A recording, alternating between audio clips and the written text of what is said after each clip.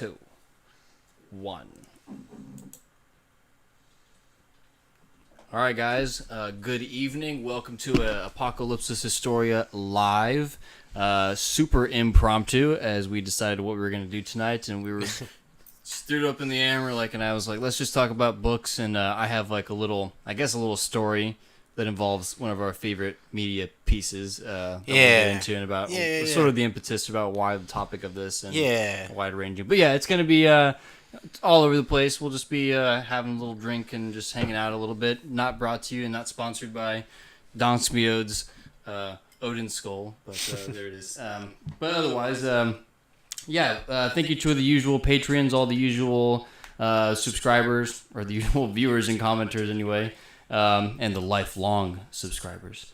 But thanks, for dropping by. We'll just be shooting the breeze here, I guess, and talking about books, talking about one of our favorite pieces of television media, True Detective, and sort of why, I don't know, kind of, it spurred I won't talk on your behalf too much, but I'll say it was a big spur of creative sort of fervor inside me after sort of watching that piece, and, it kind of also has this, I would say it's a sort of trajectory about how we got into some of the work, and we've already mentioned numerous times on this show or on this podcast YouTube channel about, either using detective as a sort of metaphor of, us sleuthing out all the sort of clues in the Shakespeare scene and the Sack scene or whatever, but also just the even some of the on the nose stuff, Raymond Chandler, how we read it before, and then, talking about the Philip Marlowe, sort of like, oh, that's kind of funny, and then you even reminding us, like, well, don't forget, Philip Marlowe has a Shakespeare folio, like, in his room, so, I don't know, those little details are always kind of fun. Winks, but yeah, man, how are you doing this evening? Doing okay. Almost time to get back to the school year. Trying to do a little bit of reading. This is my book in the stack. Been reading a little bit of Umberto Eco's Foucault's Pendulum. I probably butchered that, but let's see. I'm 115 pages in. It's a thick one, like 500 pages. It's crazy conspiracy, Templar stuff. Not too sure where it's going. It's still taking a little while to unfurl the way that it's opened up, but we can talk about it in a little bit. Otherwise, it's been a hot minute since I've been on the show. There's a hurricane.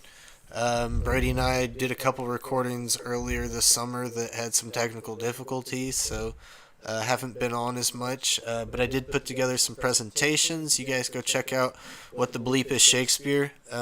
It's new video, tried to make it nice edited presentation, kind of compacted, streamlined content to get you up to speed on just how murky the question of Shakespeare's canon is, and exactly maybe what the expectations are, or what the standards are for burdens of proof to say something should or should not be conclusively added to a canon or outside of a canon, or taken out of a canon, or that sort of thing. But got some other presentations coming up. Got a top 100 video. Got a video talking about Passionate Pilgrim. Spoiler alert, gonna talk about some DeVere and Sydney in that video. But otherwise, big chillin'. How about you? Yeah, man, we survived Hurricane Beryl. My yard is still a mess, and has become like a mosquito haven, spawning. As is my house. Spawning pool of It's pretty miserable down here. Yeah, I'm not gonna lie. And it just keeps like raining and sprinkling and raining and sprinkling and pouring. And I guess we were all worried about a hot July, and it's been cooler here than other places, but it's miserable. It's like, and cooler here is still like 93 degrees with full humidity. So it's not really that much. Like at this point, I'd rather have just hot, blasted at 105 July heat than these mosquitoes and mud and Yeah, I guess because last year it was definitely just baked and just dry desert, and this year it is the complete opposite. So I guess it's just how it's gonna be. But you get it one way or another. I guess we're gonna be going sort of on this little noir tangent today. a little bit of detective. It's And very relevant to the Shakespeare thing because I always joked because before I started reading Shakespeare, I was reading this stuff first, and then I decided, well, if I want to be like a cool writer, it seems like some of these guys know Shakespeare, so I gotta I gotta jump into that, So yeah, and they do know their Shakespeare. Like every single one of these people is very well read individuals, and we could have put a bunch of books in the stack, and like. To be fair, I've been a noir detective guy since at least late high school, when I first read The Big Sleep, and maybe that was early college, but like, I don't know, 2007, 8, 9, somewhere around there. I read The Big Sleep, and actually the first one I want to say is I read The Maltese Falcon, and I was like, oh yeah, this is cool, this is like those old-timey movies, neat, and I didn't know there were others, and then saw that The Big Sleep was on Time's Top 100 list, and read The Big Sleep, and I was like, whoa, what is this, dude? And yeah, Raymond Chandler's The Big Sleep still, like, I don't know, maybe the standard. Yeah, it's super tropey and a little corny, but Big Sleep's so tightly written, and the voice and style so good that it's just like, okay, I want more detective novels like this. And I guess... we got into stuff like Indiana Jones or Da Vinci Code and that kind of crap as kids. National Treasure even. I was probably a little too old for that, but wouldn't have mattered Nick Cage. But I don't know. The point being that, like, I was, I think I'm speaking for both of us, but definitely me. I was already primed for something like True Detective, and so when something like True Detective came around, it felt like that Big Sleep level of art, that Big Sleep level of detective storytelling. That, there were some cool movies in the 2000s, like, like Clint Eastwood's Mystic River is kind of a neat little noir detective. It's aight. Speaking of McConaughey, there is another. It's like a Western noir, and it's like set in like Brownsville or something like that, and it's like. I think there's like some crime, and it's like kind of across, like, it kind of does the True Detective setup where it's like something happened, like, 15, 20 years prior, and now now it's sort of unfolded to drama in the modern times, whatever. But I think it just turns out like the main character is like incestuous, like with his sister or something, like, and it's like, oh, this is not like a Yellow King Carcosa sort of setup. It's just like, oh.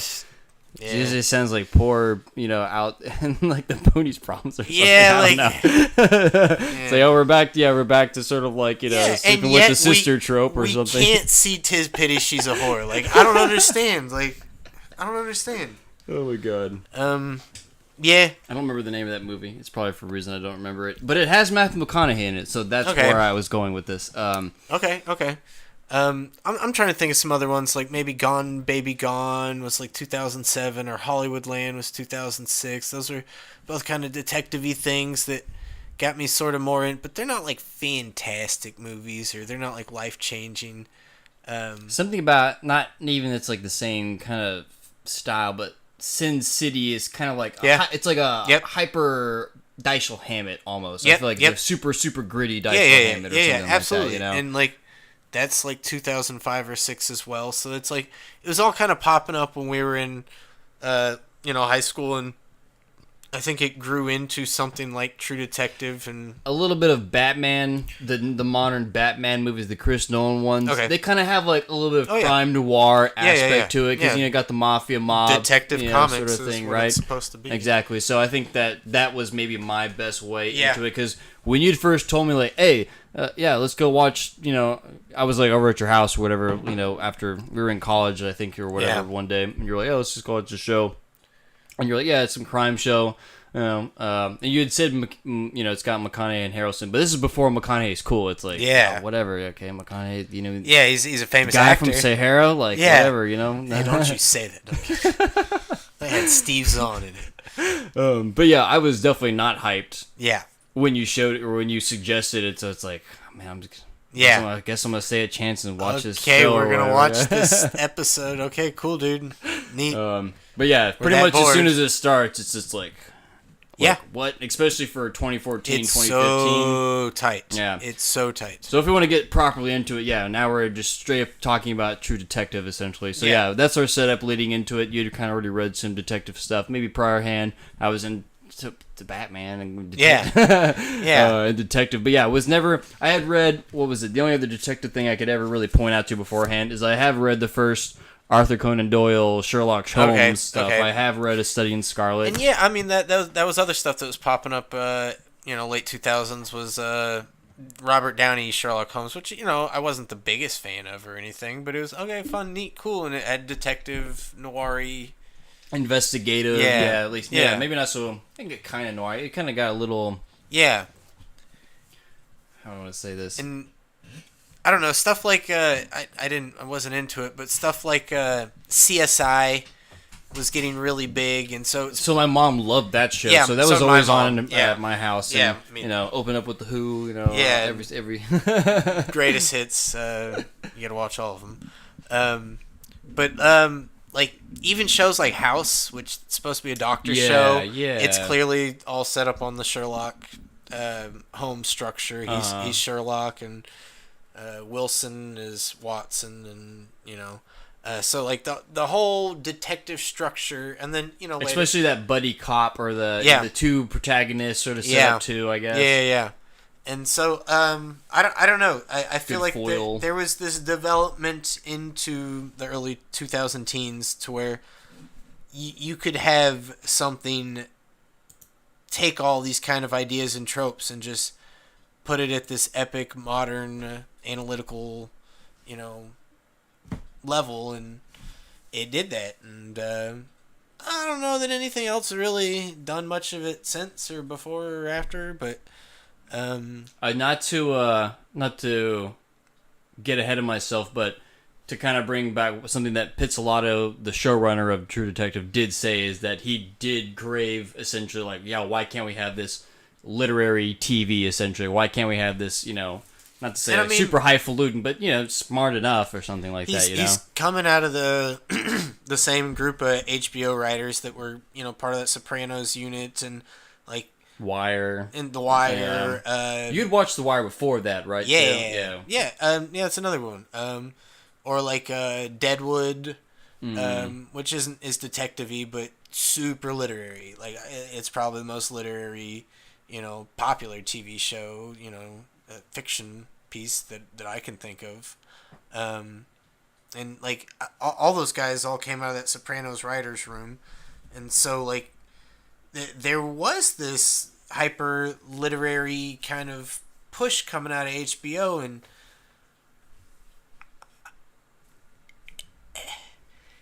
the production quality is still there, but the hyper literariness isn't. Yeah. And I felt that kind of disappear like right after True Detective. Like, I know everybody went nuts for that show Chernobyl 5-6 years ago. Dude, I could not get into that show. Yeah. People were telling me about it, and I was like, Superman. Yeah, I Superman. watched every minute of it. Superman. Never watching it again. Yeah. Don't So need to. shots fired. Yeah, let's start. Yeah, some of these other TV shows. Sorry, guys. Like, something about True Detective still takes the cake. Yeah. Like, anything else that I want to compare to True Detective will be before True Detective. Breaking Bad is the best. The best probably contender. But I'm like, is it as deep as it is? I'd argue like, Deadwood's better. So. Yeah, and so like I know, I wonder if I'd have to ask my brother because I know my brother was a big Breaking Bad fan. I'd like to circle back with him on a 10-year anniversary for that show and be like, is it still what you feel now? I've discussed this with a lot of people, and there's been people kind of all over the docket, really. Especially with the whole legacy of having all the spin-offs now with Better Call Saul and the spin-off movie with Jesse or whatever. And, I haven't watched any of it either. I watched a lot of Better Call Saul, and it was super compelling for a little bit of it, and then I tossed it out. Got pretty rote, and I don't know. Everything feels like Netflix now. Like, I'm just going to be honest. Like, everything, I don't care who makes it, it feels like Netflix. And which isn't the worst thing. Like, I feel like a great definition of what I mean by that is like the show Ozarks. Some of that was compelling and made me want to watch it. Yeah. I couldn't finish the first season, but some of it was filler. like, yeah. I was pretty much, I'm done. Yeah. Like, And, like, I don't know, that's kind of Netflix to me. If it's done really well, it turns into, like, The Last Kingdom or something, where it's like, yeah, all right, I'll watch it twice. And then I'm done. for me, it's like if you can get me to finish it, that's something. Maybe I don't know if that's like a problem that more people have these days about finishing stuff, or if that's just me with TV specifically. But I cannot finish anything these days. Like I don't know what to do. I don't blame you. I watched House of Dragon. I did finish House of Dragon, not the most recent season, the first season. Yeah. Maybe because I watched it with my wife, and that was a sort of like fun thing to do. I never finished Game of Thrones. So. I didn't finish Game of Thrones either. I purposefully didn't finish Game of Thrones. I know purposely did not finish it either. I watched the first like 3 seasons, I would say. And I was like, 3's where you need to go, and you stop after that. Yeah. I didn't get any further than that. I watched 4. And I was like, dude, I'm kind of.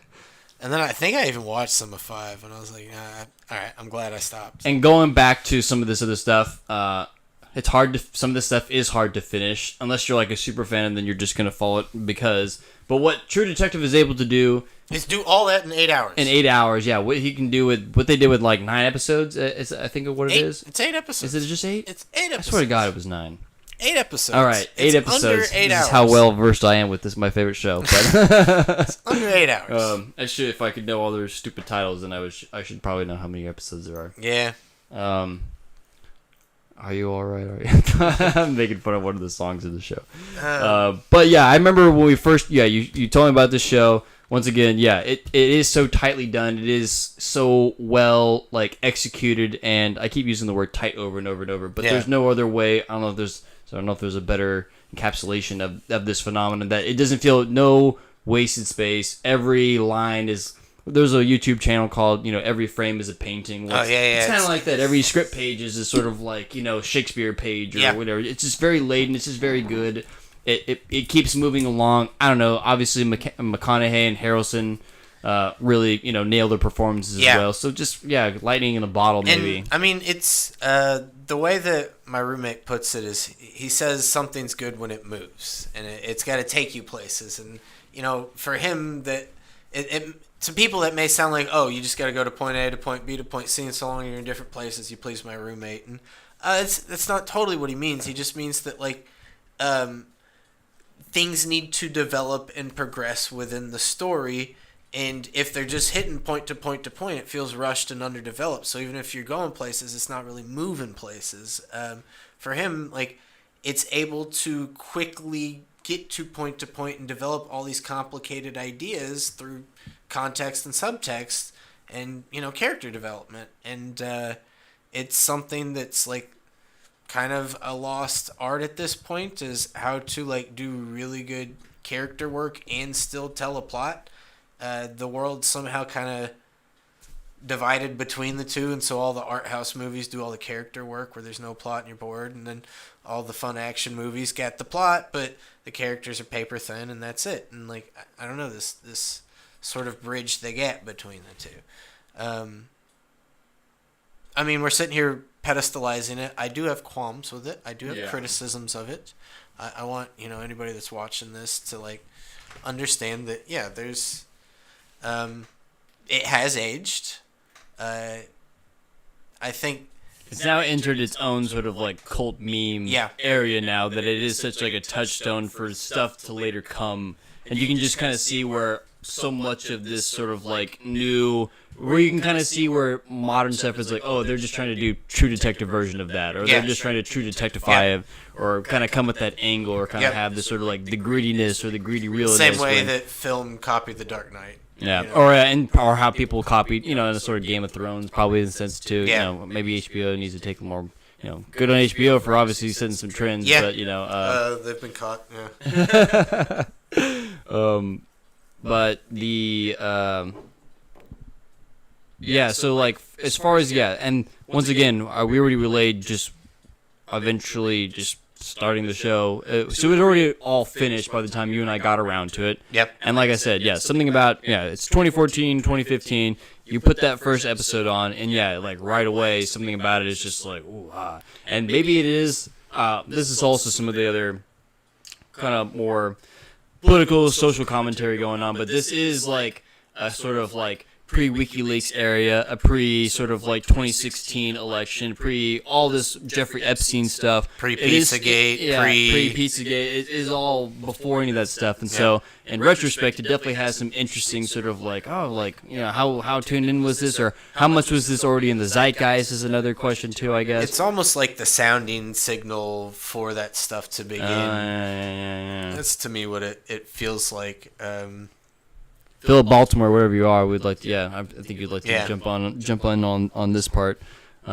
Because there are some even more specific things about the show that later on, when I would go find it in this sort of like alternate truth community sort of area subsect, it would make me think of True Detective and think of like how ahead of the curve it was, either at predicting it or predictive programming in that sort of case too, right? Yep. The show itself, what does it really center on? You got the buddy cop set up, and they're solving the Sherlock Holmes detective. Yeah, literally, right? Yeah. And you got them solving, and essentially like on an occult murder, right? Mm-hmm. And it's done in an occult murder way where it's not like Clarice, I'm going to eat your face off, or sort of like Anthony Hopkins and some. It's like it's not super dramatic in that sense, and they're trying to like creep you out and just that character is obviously the focal point of it all. Like when you think about once again some of these more modern Netflix shows, I think about Mind Killers, which another show I didn't finish, bored me to hell eventually. Yeah. But the two guys interviewing the serial killers. I could not watch. But they got the camera on the serial killer like the whole time because you're supposed to be fascinated by these obviously depraved sort of psychotic people or whatever, right? True Detective, you don't know who it is until the very end, essentially. Yeah. And obviously it's sort of a mystery show in of itself, and there's sort of strength and weaknesses to showing you who the bad guy is, and as you play cat and mouse. But in this sense, it wasn't like so much of a point to figure out like, oh, what's all the creepy nasty stuff? Because sure, the big bad guy is doing creepy nasty stuff or whatever for sure, but it's so much like building up like the environment that this being like inhabits essentially, right? Louisiana, the backwoods of Louisiana itself isn't, and it's not just a modern thing. They kind of really branch out into new the history and all that stuff. Like is relevant. The historical context that this scene is happening is relevant, and like that's why it's powerful and super moody and evocative of New Orleans, because he's putting that into the script, and they're putting that into the set and direction and all that. But like beyond that, it's making that a thematic point in the story to say, guys, this is what creates this. It's not some weird, horrible, random roll of the dice where, oh nope, you got you a psycho. Oh no. Yeah. Oops, Jack the Ripper time. God hates us right now. Oh, that's another book I need to pull down. That's another detective thing. It's right there. Oh, yeah, From Hell? No, I have. No, well, the one that, speaking of, but yeah, keep going on, though, before I interrupt you. But yeah, like, I don't know, that's, for me, True Detective has ruined noir and detective film, or cop procedural film specifically, before a certain year. Before True Detective, honestly. Like, I can watch some of those late 2000s ones. They just feel a little tame, a little light. They feel like they're doing the True Detective thing, but they're not going all the way. But do go back and watch, as you say, Silence of the Lambs. It's comical. It's comical. I can't watch it. Yeah. Can't do it. Impossible. And it's like, oh, you're just a sexist, Chance, because Jodie Foster did it and you couldn't. And she sucked in True Detective Season 4. Okay, like, first of all, Jodie Foster, there is one step to solve the case. All it took was one step. She just had to find the butterfly, spot the butterfly. They went and looked up the butterfly order. They got the address. That was the case. It took 2 hours for that to happen. And it's like, why did it take 2 hours? So she could go talk to Lecter. Did he even help her? No, but it's all about the psychological cat and mouse. No, it's not all about that. It's all about Buffalo Bill. What does Lecter have to do with anything? I hate Silence of the Lambs. Movie's a mess. But I did really enjoy your Pepe Le Pew Lecter. Like, that was fantastic.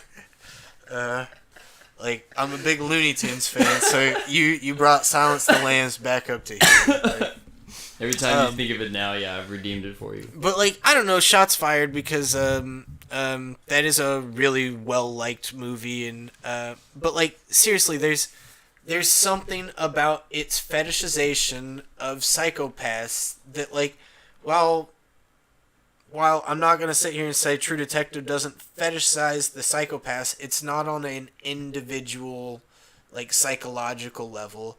It's fetishizing this culture of secret occult stuff being tied to political money and power. Yeah, and abuse and a bunch of other sort of like depraved behavior. Essentially, that does have social ramifications eventually, right? Whereas, in Silence of the Lambs, it's just cannibalism on the one hand and cross-dressing / skin wearing on the other. Buffalo Bill's got one person tied up in a well or whatever during the course of that movie. It's all and just super... Lecter's eating some people that he's got beef with or whatever, right? But the whole point about True Detective is, as you're sort of like inhabiting the police cars or driving around Louisiana, it's not about them trying to, they have one dead girl that's got some creepy antlers, sort of tied to her. That's like the main, I'm not spoiling anything here. But, right. So they've got, they're fixated on trying to, that's per their job, solving this occult murder. But as they go around Louisiana, they go to a bunny ranch where they've got, younger age women there sort of like out there, offering themselves as prostitutes essentially, and then you go to other places where you just see like, just kids, and running around the streets on the playgrounds and so there's a lot of social commentary about look at this landscape, and it's not even just like, of course, like you're gonna have this like kind of crazy occult murder because like everything else is so decayed too. Like why?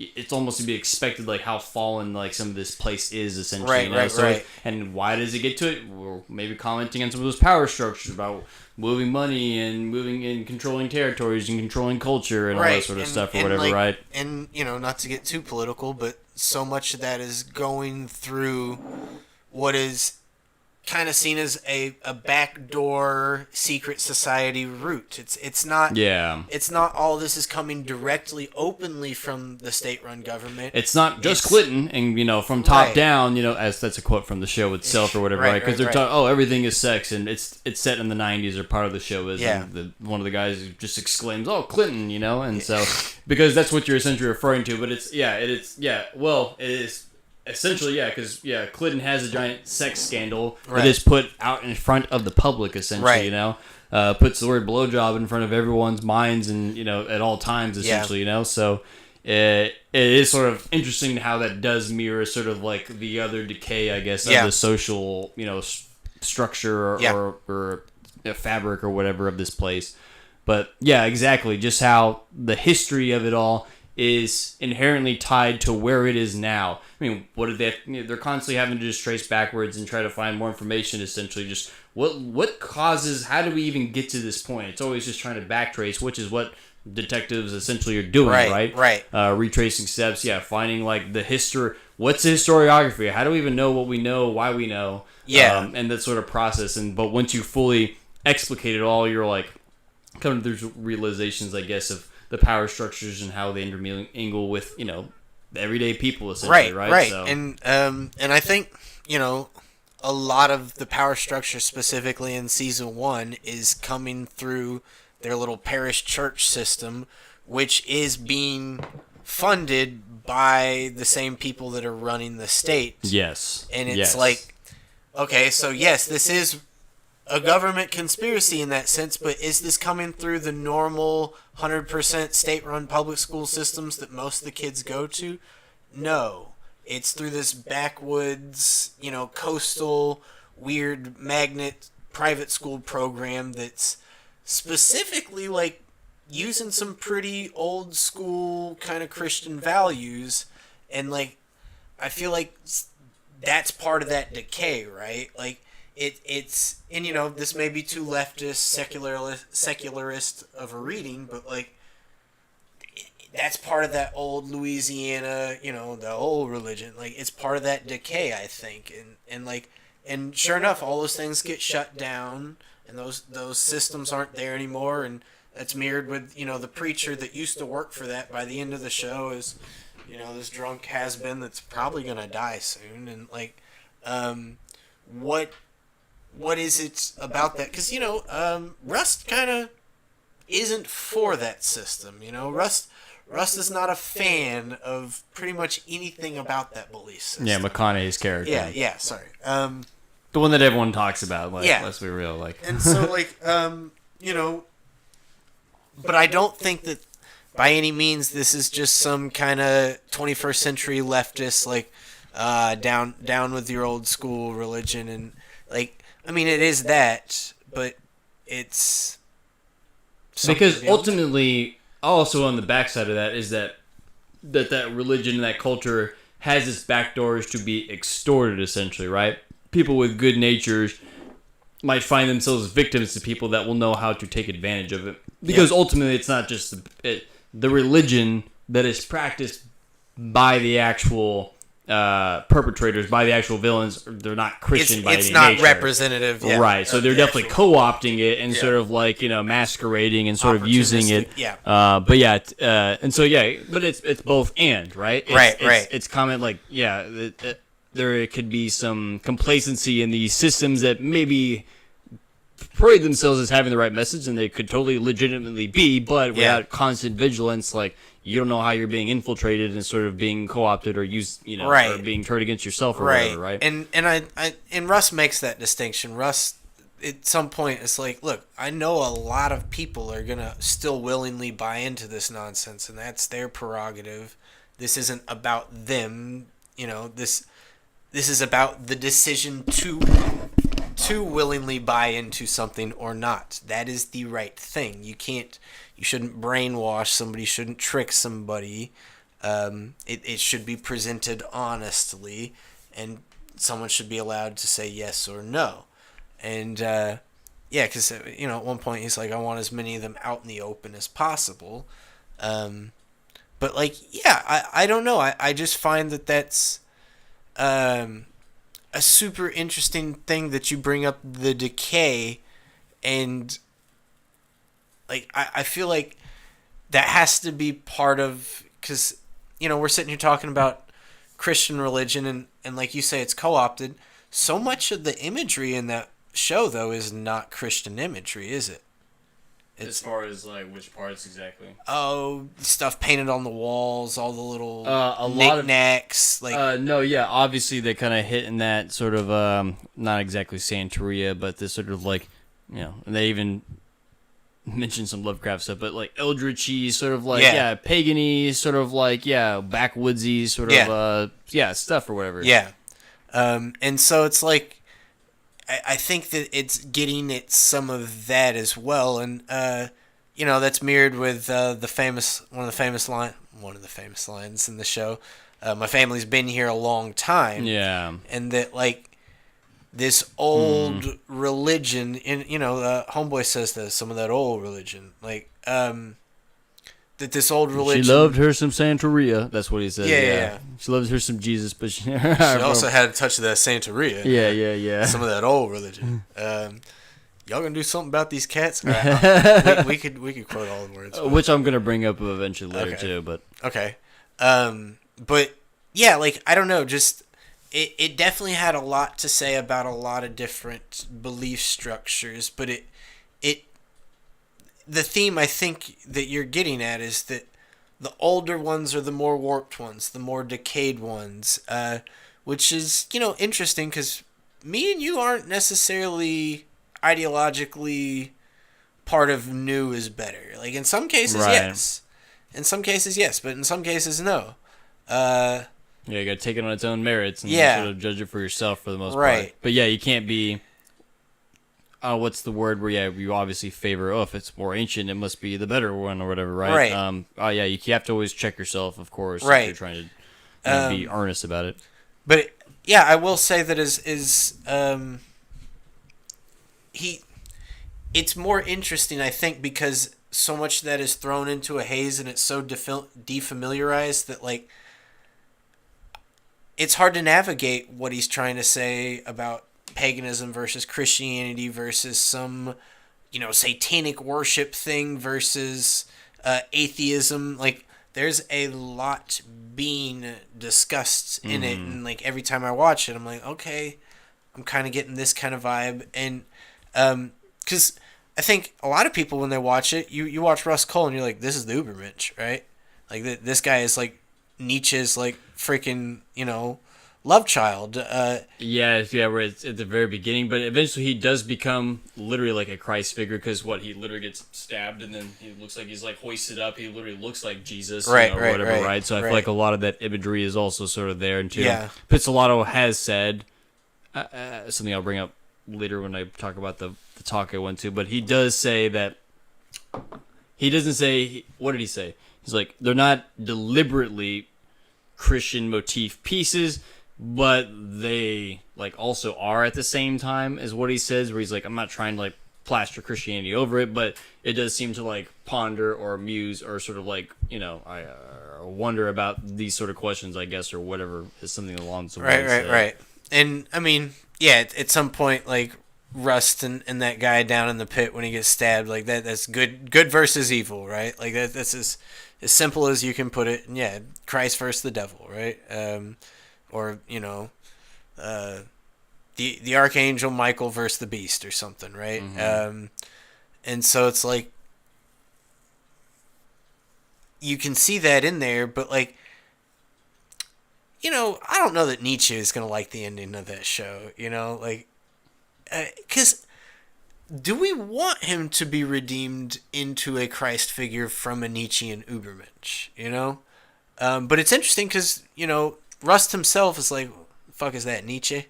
Like in the show, he questions some other guy for being too Nietzschean, too far into this belief of the individual and the belief that society must kind of purge itself and rise to the top. And for you guys that aren't too familiar with Nietzsche for some people is a god. For some people, Nietzsche is scary. Some people, Nietzsche is a big bad Nazi. For other people, he's just some crazy guy that just spouts nonsense. For other people, yeah, he was a good philosopher for his time, but we don't need to talk about him all that much. But for people for a lot of different walks of life, Nietzsche is a golden god, and I kind of align myself in that camp. I'm gonna be a little honest. I'm a big fan of Nietzsche. Do I like take every word perfect? Literally, no. And am I a little bit of an apologist? And is some of the stuff he says a little problematic? Yeah, probably. But I do find it interesting. I don't think I find it problematic, but I do find it interesting that Rust himself is so much this Nietzschean wet dream of a figure, and yet he himself is seemingly unaware of because he can't be, because Nietzscheism was all ultimately about like vitalism, would it not be? Because Nietzsche wouldn't want you to be a sad, depressed sort of like I just lack the constitution to kill myself or whatever, right? That he's like, nah, like you're still not fully embraced like all your potentiality. Essentially, you're like a very like cynical version of an Ubermensch or whatever, right? And therefore you're not Uber enough, essentially, right? Yeah. Where Russ, I think, would see like he knows that it's a possibility, but he cannot enter that because of his own sort of like emotional sort of like turmoil and sort of like psyche conflict. Like even if he could grasp, even if he wanted to, it's just like it's the fact that he can't reach for it or doesn't want to will prevent him from being the Ubermensch. Essentially, like an Ubermensch will just fully be the Ubermensch. He does not have to have qualms or second guesses. Like he fully realizes like what there is to do. Where Russ is like, I'm just gonna be depressed. I'm just gonna I'll wait for something. He's essentially waiting for that next higher call to he's until the case happens. Like Russ is like he's a ghost. Like he's not living yet, and all of a sudden the case happens. Russ has the rest of his life planned out. Like it's all there. Like his full culmination, his full story is now ultimately realized for him in some sense. But like I don't know, in that sense he seems to me like I see what you're saying, just like on a large scale for like grasping at all the things of life, but like as a detective he is like the Ubermensch of detectives, you know what I mean? Cuz like fuck the rest of life. I don't need kids. I don't need love. Honestly, if being in a depressed state makes me a better detective, which it apparently did, let's go for it. And like so I see that like no, he's not this like and so much of the Übermensch has unfortunately, I think, been tainted by fascism and the Nazis that like it's hard to have that discussion without Huxley or Hitler or concentration camps coming up. But like on a sort of more intellectual, social level, like Rust, I do think it. If not the Übermensch, he's at least getting to Zarathustra levels, you know? Yeah. And like it just all feels so Nietzschean. This guy that doesn't need to connect with society, and he's just gonna go off and be smarter than everybody else, and to hell if they listen or don't. And but when I do talk, I'm gonna speak very mystically and cryptically, but yet poetically. Like it's all hyper Nietzschean. And so like that moment when he says sort of Nietzsche sort of pejoratively. Yeah. That's a sort of like step. It's good for. It's essentially how he sees himself for the full culmination, or at least a full bad culmination. Yeah. Of that rhetoric, of that mindset, Right. eventually, right? Right. And like, and yeah, I think that that guy saying that about him and him thinking that guy's calling him a Nietzschean Übermensch figure type guy, which is not exactly what he calls him, but I don't know. I'm still trying to wrap my mind around how I feel about Nietzsche and True Detective, I guess is where I'm getting at. I still don't know which way I want to go with it. Yeah. Probably, I don't think. Well, and I'm sort of being mean here and also sort of jumping the gun, but yeah, there was one guest at that talk that asked a very bare bones question about, so what's the influence of Nietzsche on True Detective or something like that, and yeah, it was just not specific enough, not really toned into anything to really discuss, because I think Pistolata did say something about people being able to refute Nietzsche, or at least the common layman's person's understanding of Nietzsche anyway. Yeah. That if you're not really immersed and understand what you're talking about, like you will just be, like deflected really easily, or dismantled really easily. So yeah, but once again, Russ is a super interesting character. Yeah, in that sort of philosophy, in this sort of social commentary about a true detective, because you watch CSI, you watch. Maybe The Wire kind of has it. It's unfolded over long periods of time about, living in sort of rougher neighborhoods and what is the interplay between crime and The Wire's law enforcement and blah, blah, blah. Uber epic just because of the device it does between seasons. The first season is all about sort of the police unit and the gang they're going after. Season 2 is about that same police unit and some other units that are not going after just the gangs anymore. They're now going after the distributing shipping channel that's getting the drugs to the gang. And so all of a sudden, season 2 is all about the shipping channel guys, and we're watching all these guys that work at the shipping yard and maybe are secretly helping smuggle drugs to the gang. And then season 3 is all about the school system, and so you get some of the young kids and how they get recruited into the gangs, but all the while you keep kind of some of the details from the previous season stay these kind of running timelines. And then season 4 is all about the new gang that's like on the opposite side of town, and it changes everything. And then season 5 is all about the newspapers that are covering it or something like that. And so like if it was just any one of those seasons, yeah, they're great, they're cool, totally watch it. But I think this way of making that whole universe feel so kind of doing realized. that like kind of Pulp Fiction sort of type thing or whatever. Absolutely. And so I don't know, that world just feels so realized, and you get to be with these characters for a long time, and you get to see sometimes new different characters for a little bit. It's doing what Game of Thrones has always wanted to do, be able to keep a cast of characters and go to new places and do new things on top of it. So yeah, I don't know. The Wire's still kind of a standard for me. I know it's old and it's corny, but it's good. It's good. Yeah. So, but yeah, still. I forgot what I was going to say. As far as a different sort of social commentary compared to True Detective, anyway. I don't. I don't think that The Wire is... I think The Wire is a little too dry for a lot of people. It's just a little too much like regular life. And so, like, True Detective is a little more of that Oakley Hall, Thucydides, Philip Sidney. I'm going to take history and I'm going to kind of elevate it. And so it's not so ridiculous as to be unbelievable, like, I don't know, some of these other, you know, some of the superhero and that kind of stuff, and some of the stuff you see on Netflix, and the newest season of True Detective, like that crap's nonsense. Like, that damn Jodie Foster ruining detective stuff. I was about to say earlier. No, it's definitely not her fault. Nick Pizzolatto had nothing to do with that season. I'm gonna defend him. But yeah, that season's silly. It's nonsense, right? So, like, I don't know, like, The Wire is maybe a little too regular, a little too mundane for people to get too involved.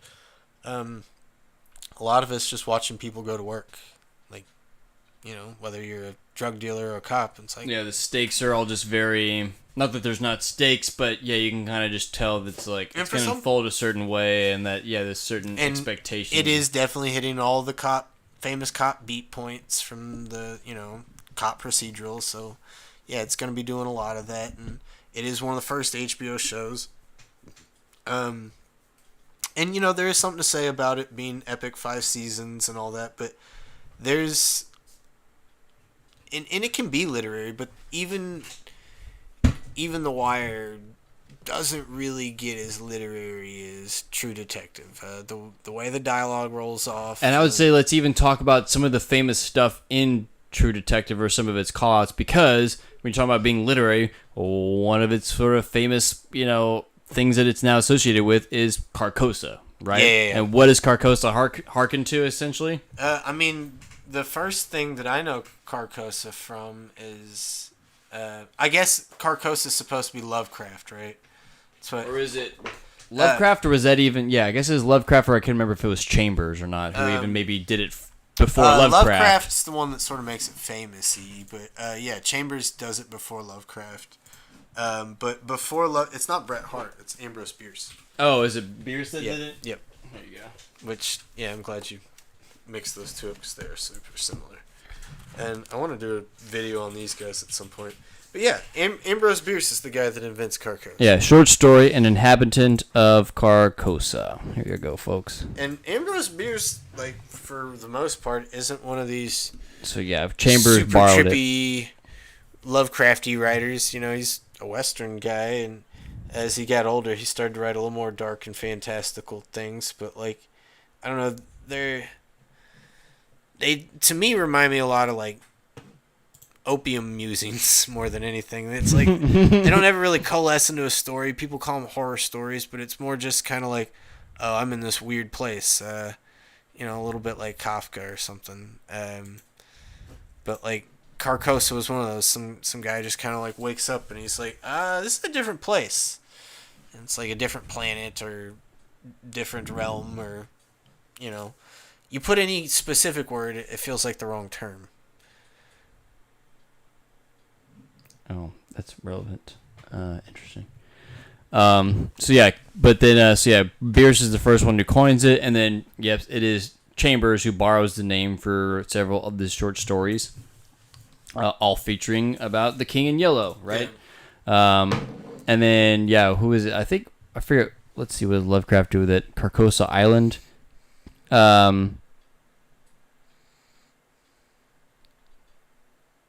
Yeah, I forget exactly how this works. Where is it? It's down in the fictional play Carcosa, the series cities of Alar, Carcosa stand beside the lake. Oh, okay, so I guess they're kind of half referencing them here or whatever. But yeah, in True Detective, the moniker of the main villain or perpetrator of the initial murder anyway, he refers to himself as the King in Yellow. Yeah. And that, eventually someone, the way the case breaks is, or at least one of the second to last episodes, that I guess the some character talks to McConaughey and she says, oh, you know Carcosa, and so I guess that's like the name of his little kind of shrine place that he like made for himself, but it's creepily sort of like made out of like an old Civil War like bunker or fortress or something along those lines. So once again, still kind of hearkening to some of this history stuff, some of this old skeletal skeletons in the closet of not just the American psyche or something like that. No, that's good. That's good. And I guess it's stuff like that that's not as much in The Wire, right? Yeah. No shots at The Wire, but like it's not. And it's funny on rewatching, I don't think about these literary kind of things so much, but I remember, now that you bring it up, like when I first watched it, like that was so much of the draw for me was like, dude, what is this King in Yellow Carcosa stuff you're doing? That's weird, man. And it's like, is that real? Where is that from? And then you go and you find some other guy like from 1895. It's a dude referencing another dude. Already wrote this story, and like you go and look up what that story is. And so, okay, that 1895 short story collection is called The King in Yellow. But that's named after the titular short story, The King in Yellow. But The King in Yellow itself is a play within the universe of the stories of King in Yellow. And it's this play that if you read it or watch it, you go, it just makes you crazy.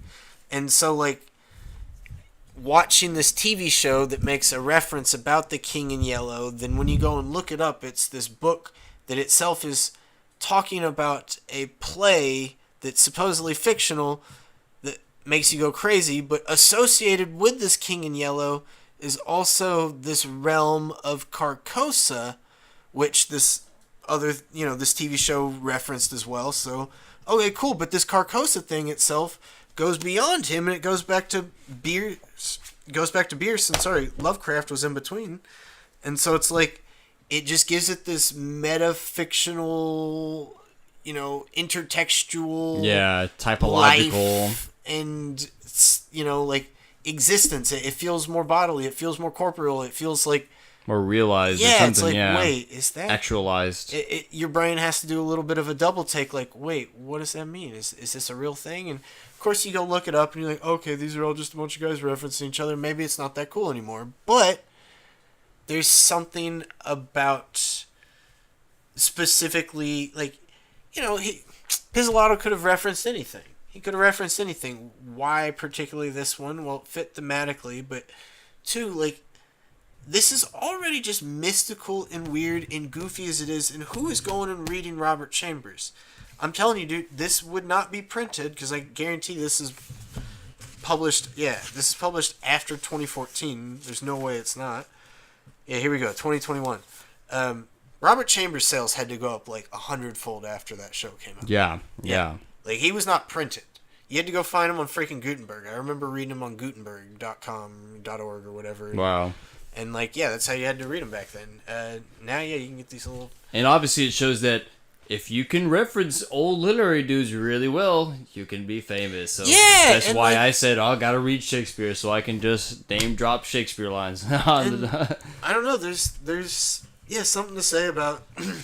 I'm glad you brought up Bierce and Hart, who's not exactly related. I would like to figure out how many people, the True Detective fans, went down the rabbit hole this far to figure out and actually read, because I know most people are like, oh, Lovecraft, and it's like, well, nope, Lovecraft is just reading this dude, and then of course getting Carcosa as well from somebody else from way before. It's cool how Pizzolatto was able to tap into that hereditary sort of literary line.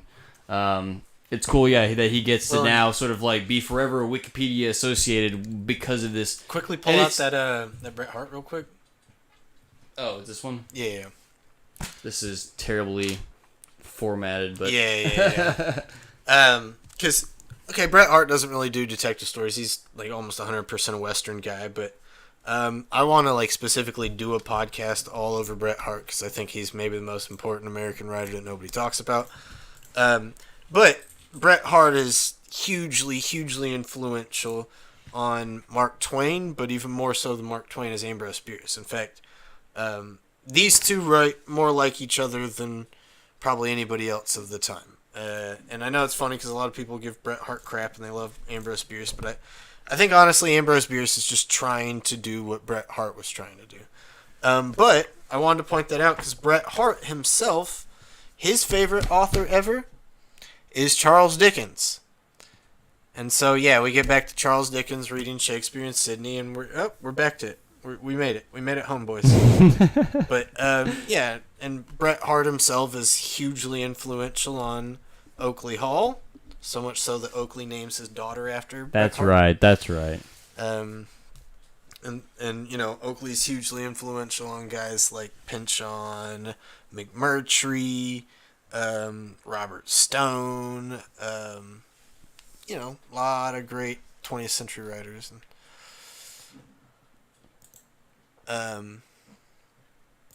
But yeah, Bret Hart's super interesting figure. I won't talk too much about him today, but if you want to check out Bret Hart, like I said, he's not really a detective guy, totally Western guy. Only bringing him up because he is the influence on Ambrose Bierce, who invents Carcosa, which is used heavily in Chambers' Yellow King, which ends up... Sorry, King in Yellow. Yeah, which ends up being in Lovecraft and eventually making its way into True Detective Season 1. But yeah, if you're interested in Ambrose Bierce, go check out The Bridge at Owl Creek. Or actually, check out Chickamauga. Chickamauga's my favorite. That one's the coolest. If you're interested in Bret Hart, go check out Tennessee's Partner or The Luck of Roaring Camp. Both of those kind of wreck me. They're simple ones that were probably taught in school in, you know, maybe 1940 or 1950 something.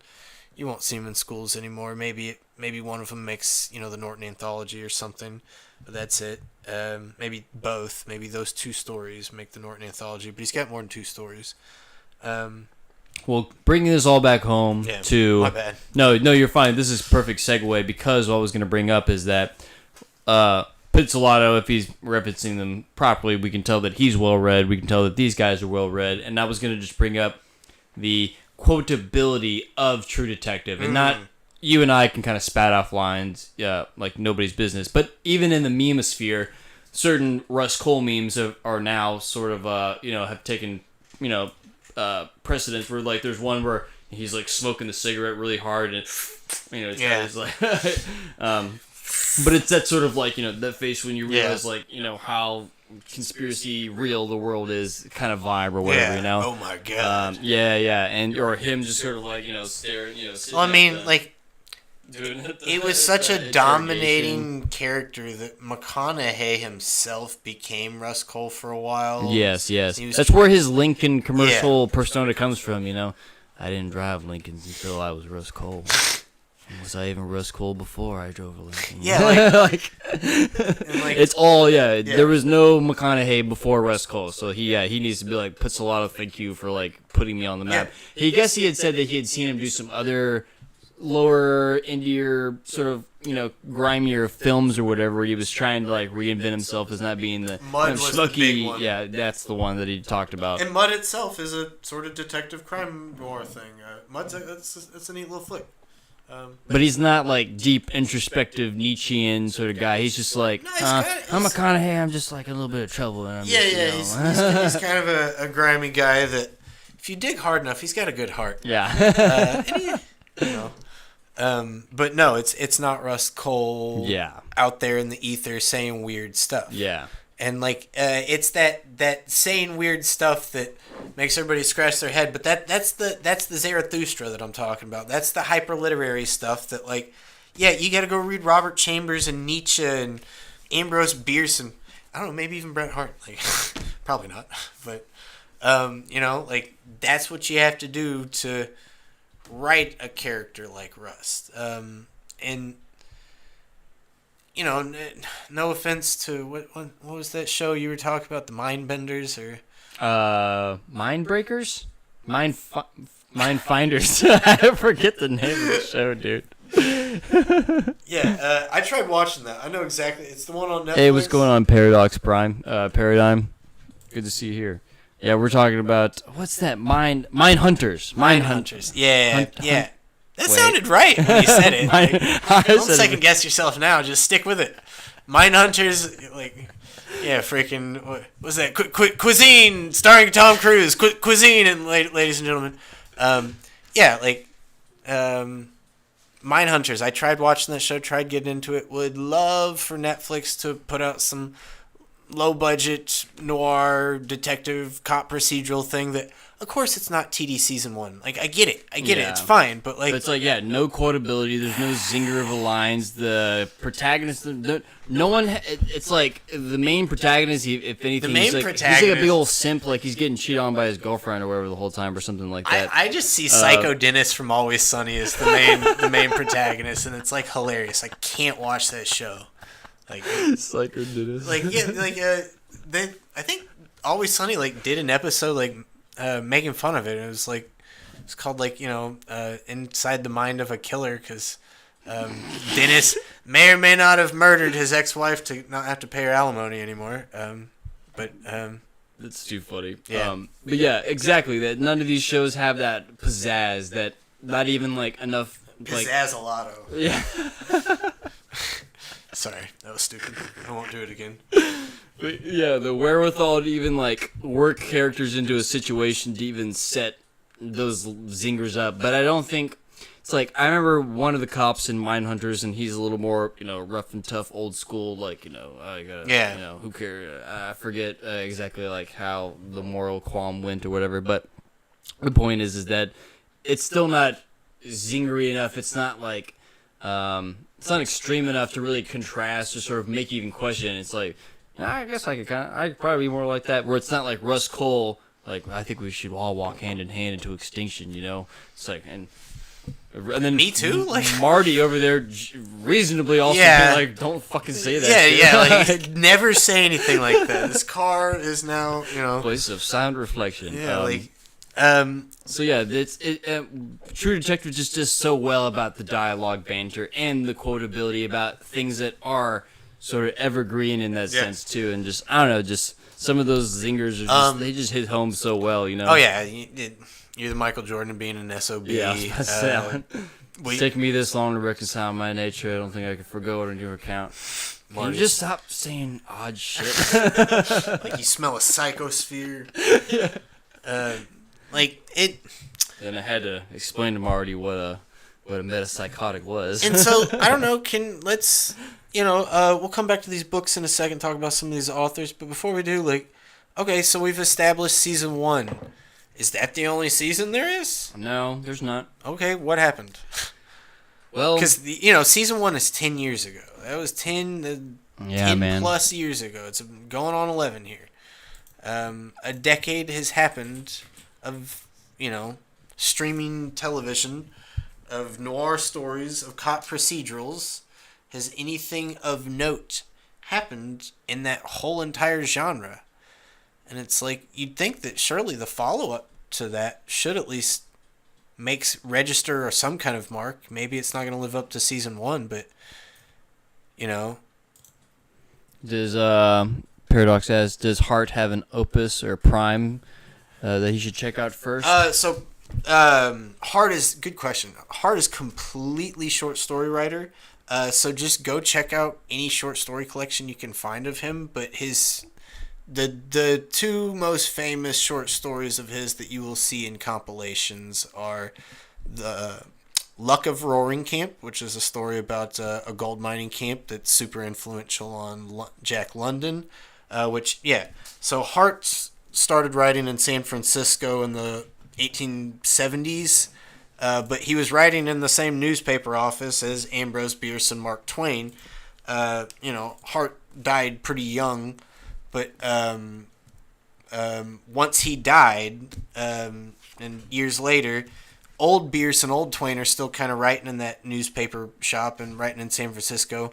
A young Frank Norris and a young Jack London will join and befriend them as well. So, I do think Hart was a big influence on Jack London. So Luck of Roaring Camp is one story. The other story is called Tennessee's Partner, which is kind of a straight Western. It's about a guy that's gonna be put up for trial to get hung or put to death. Everybody in town kind of not going to stand up for him and wants him dead, but his best friend is trying to stand up for him, a.k.a. Tennessee's partner. So those are the two that I'd suggest. They're really short. Most of the stories are under 10 pages. This is the one Brady's got. I would recommend... I have a different copy. I have a smaller copy. To bring it back, actually, his name is Bret Hart. What is Marty's last name? Oh, yeah, Martin Hart. Yeah, Yeah, there you go. Maybe there's another connection there to old Bret. And what's his first name? Yeah, Francis. Oh, yeah, Francis Bacon. Okay. Okay. Francis Shakespeare. All right. Did you see this about Ambrose Bierce? In 1913, Ambrose told reporters that he was traveling to Mexico to gain first-hand experience of the Mexican Revolution. He disappeared and was never seen again. Never seen again, yeah. He went to Mexico and never came back. What the hell? That's crazy. Listen, we can bring this full circle.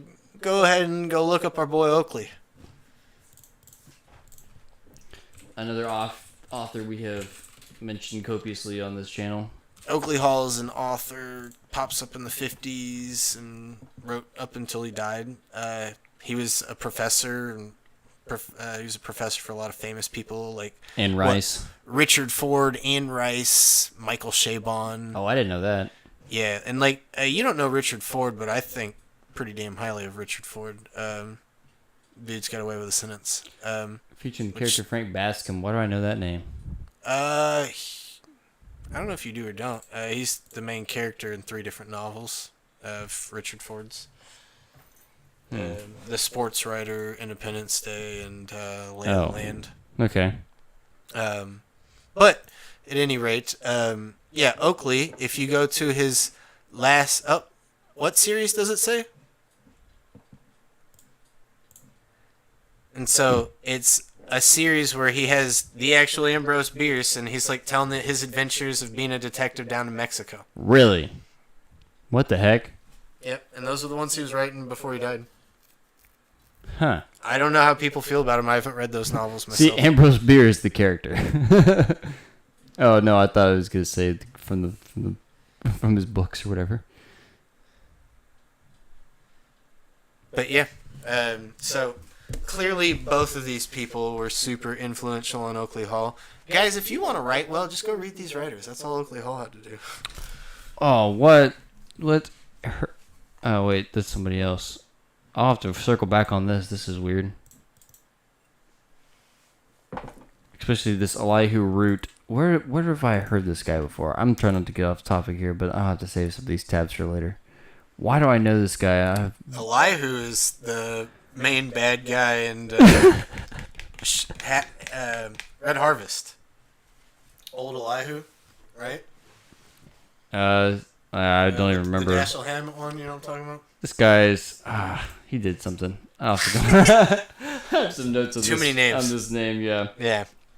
Paradox says, few authors are primarily short story producers. Interesting. Okay, thanks.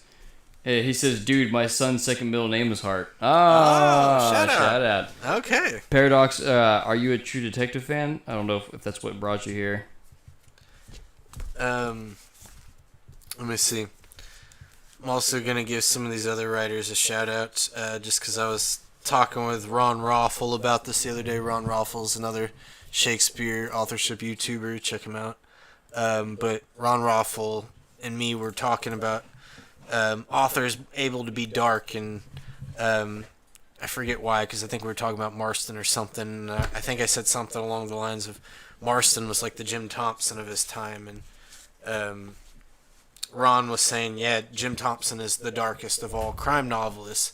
And it's interesting, when you say that to people, people think, oh, there's going to be like bloods and guts all over this place, and it's just going to be psychos just stabbing stuff, and like, that's not really what it is. No. Like, what it is Jim Thompson understands the classic malcontent character from Elizabethan literature.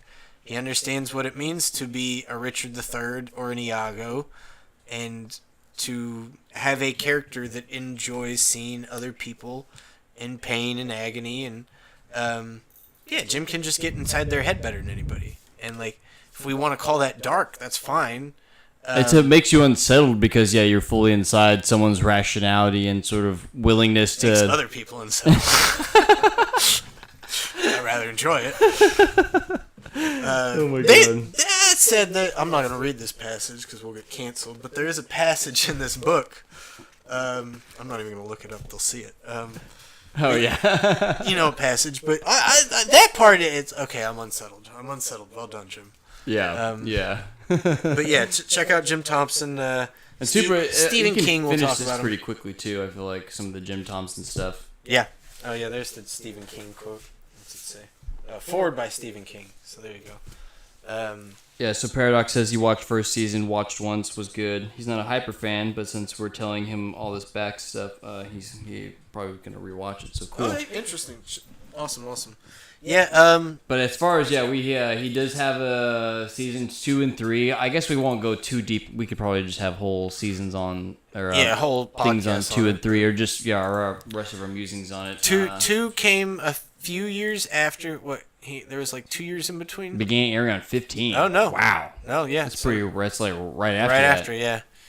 And so they tried to follow up on the success of it. They got this big name cast to come do TV shows, which still in 2015 was a little, it wasn't still yet the norm like it is now, where people are in all sorts of stuff. But season 2 was flat. Season 2 was slipshod. It was not fully vetted, not fully developed. The characters still seemed very much in utero. So many of the episodes and so much of the character interaction felt exploratory rather than, representative. It felt like, oh, what would happen if this happened? And it was kind of him getting to learn the characters. And I don't feel like Pizzolatto knew them so well that they were doing interesting stuff. And some of the characters, just feel straight up thin. It feels like the show is made way too quickly.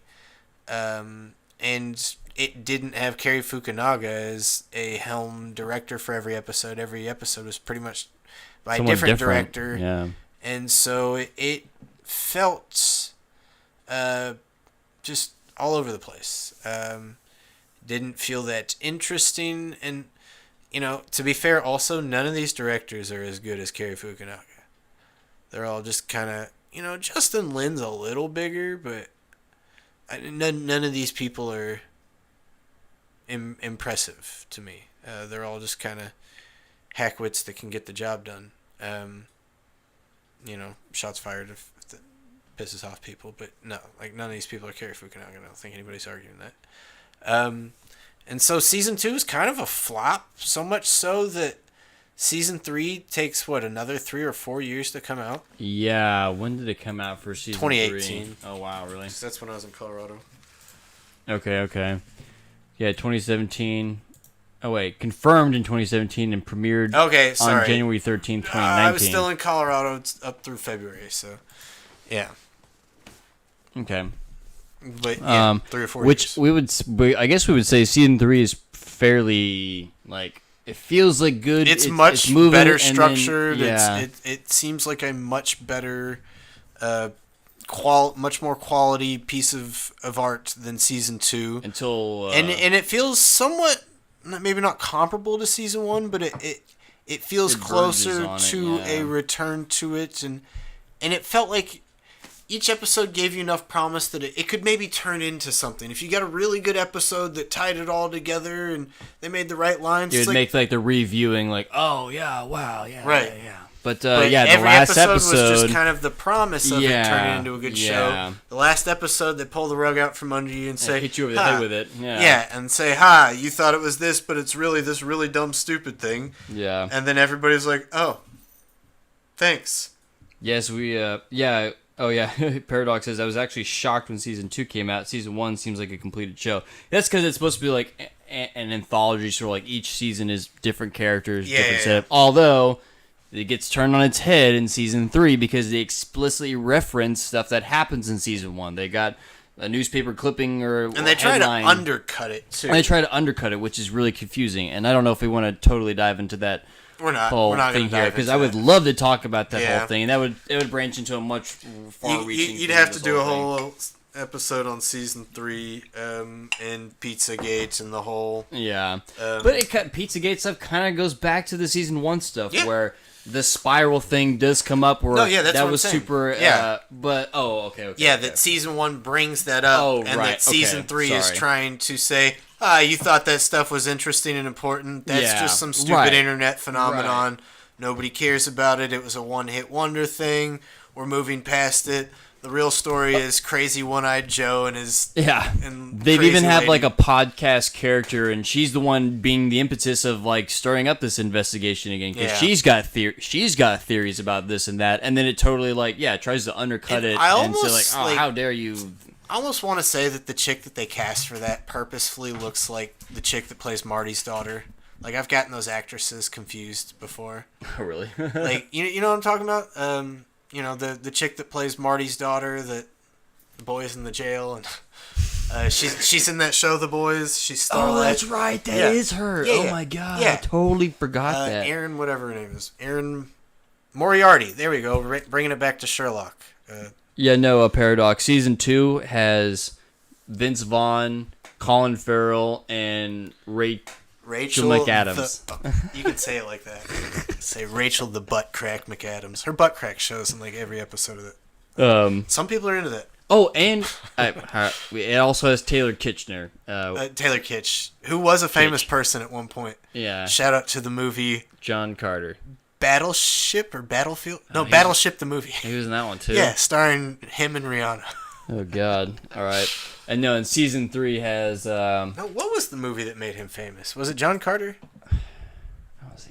He's not famous. That didn't make it. Stephen Dorff and Marshall Ali. Oh, that's right. Yeah. After he won all his Oscars. I used to watch him way back in the day. Let's see if it's even on there. What? Me and my mom watched this super old sci-fi TV show called The 4400. And let's see if it shows up on here. Yeah, before House of Cards, before any of that stuff. This may be all movies and TVs. I'm talking, this is like 2005 and stuff. Where the heck is it? Yeah, 2004 to 2007, The 4400. And it's kind of like all these people across time that have just randomly went and disappeared. They all of a sudden just get thrown back into this one spot all at the same time. So you got someone from like 1700 who disappeared from their farm. You got someone from 1991 who's only been missing for 10 years, and all of a sudden, boom! They're called the 4400. Just 4400 people just show up at the same spot, and he's one of the people that essentially had disappeared and comes back or whatever. Opposite of what was that HBO show that Dane used to like? I forgot what it was called. Dang. The one about all the people that got raptured out. And so, actually, Paradox, Vince Vaughn, he's about to be in Nick Pizzolatto, the showrunner of the original True Detective. He just wrapped up filming for his new film.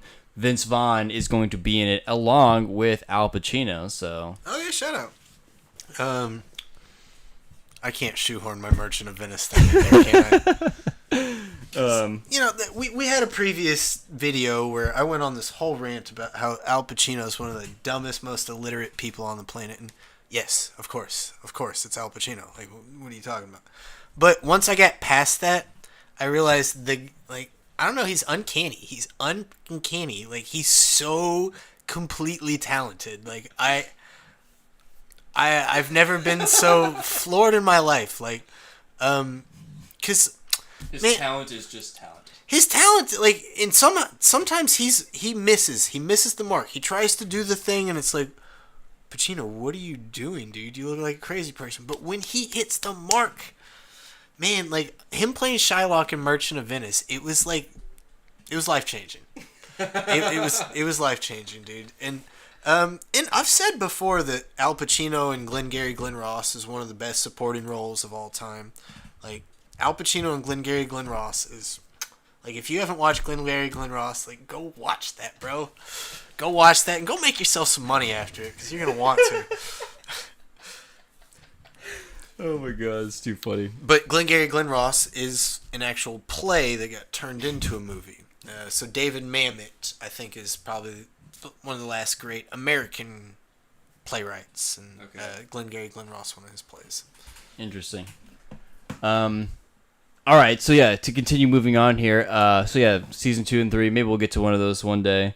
But I guess what the impetus for the rest of this is that yeah, you and I love True Detective, and I will say, where's the book? So I remember, we're like, okay, who's this guy who made True Detective? That's pretty nuts. It's pretty crazy. Well, what else has this guy done? Because yeah, I don't know if I thought of it at the time, but I guess I would have thought like, you don't just come out and just, oh look, my first thing, True Detective. It's like, yeah, whoa, agreed. Yeah, well, did you have a warm up? Like, please tell me you did something that was before this. Like, yeah. you had some stumbling before you just shat this thing out.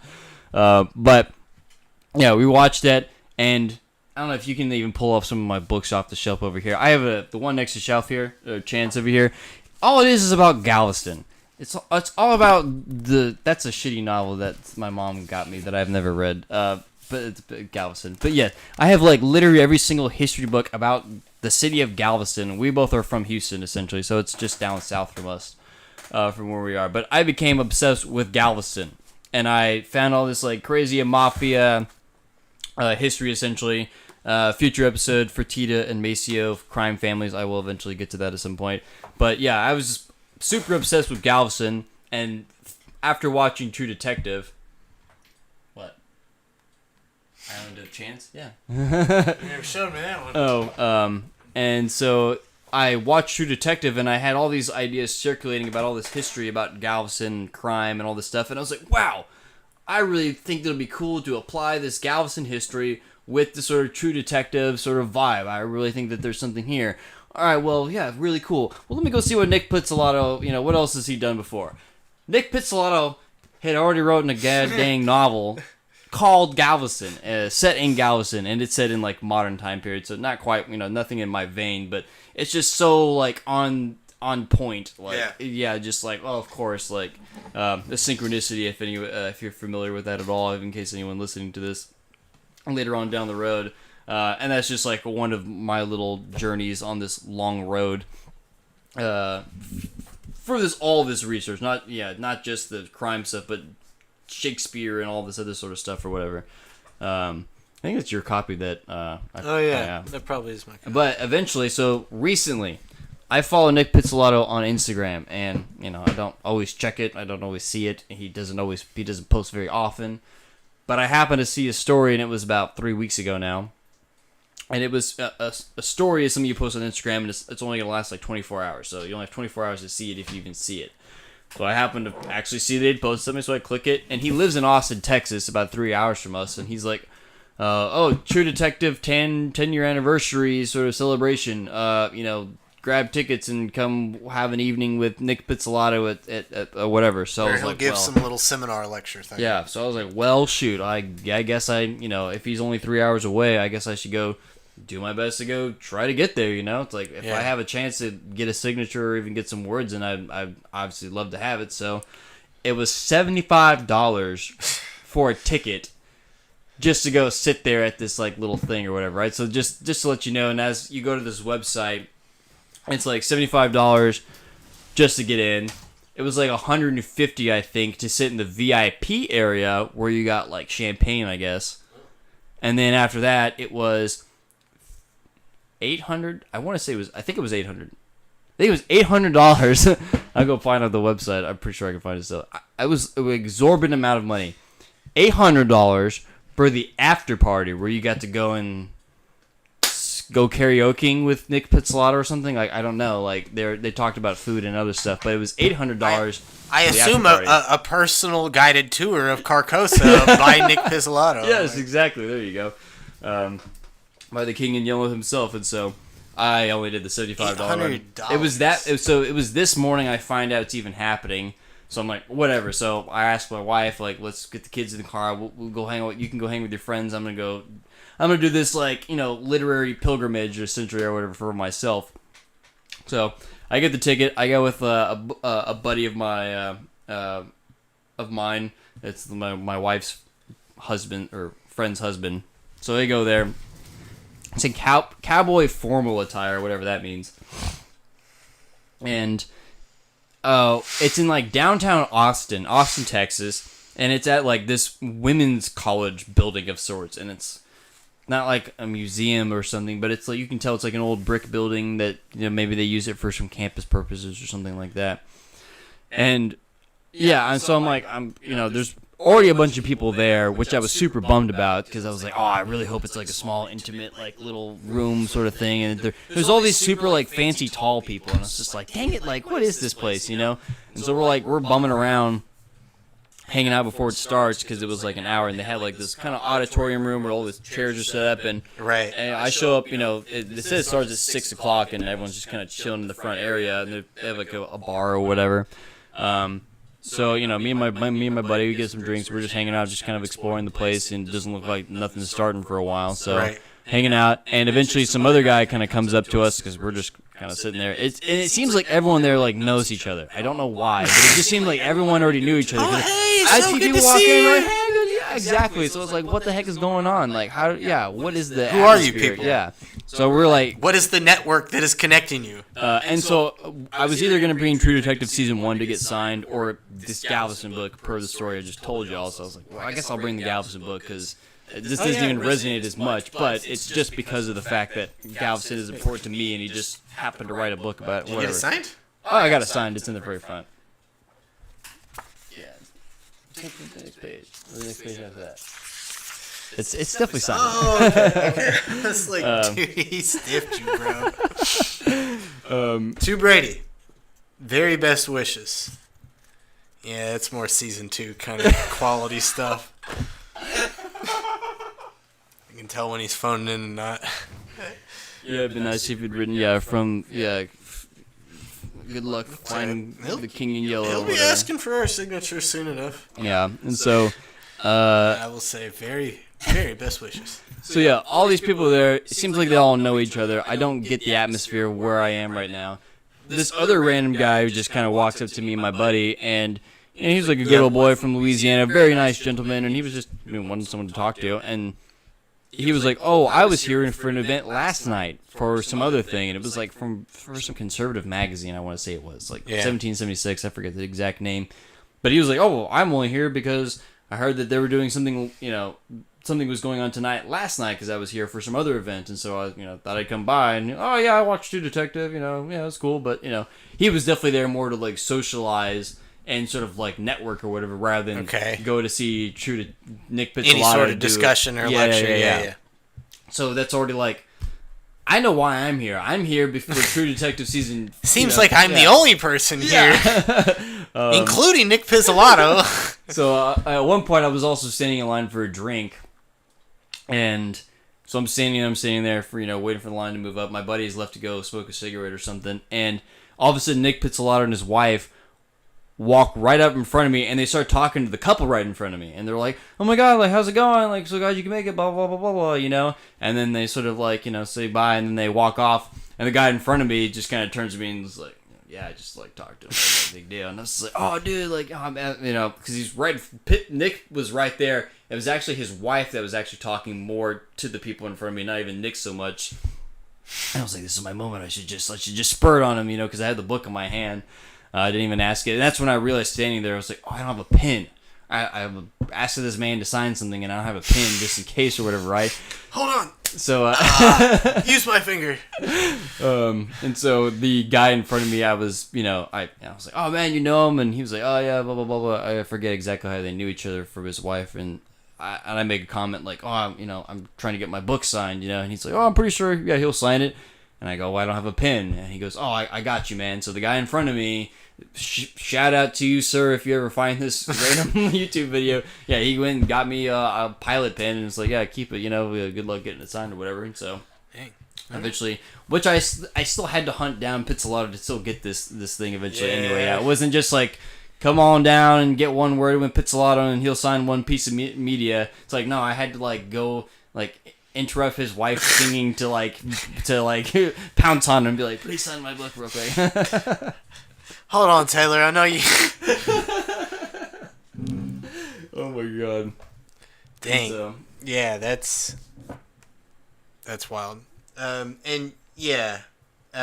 Props to Pink Guy. And you're so right. Brady and I are like both want to be authors, and neither of us like want to or have put forward the effort to really like try to capitalize on something like this. Because I mean, Nick Pizzolatto is a super talented writer, but like, I mean, this just kind of shows the zeitgeist of the times economically that like he's this talented of a writer. He puts out a novel.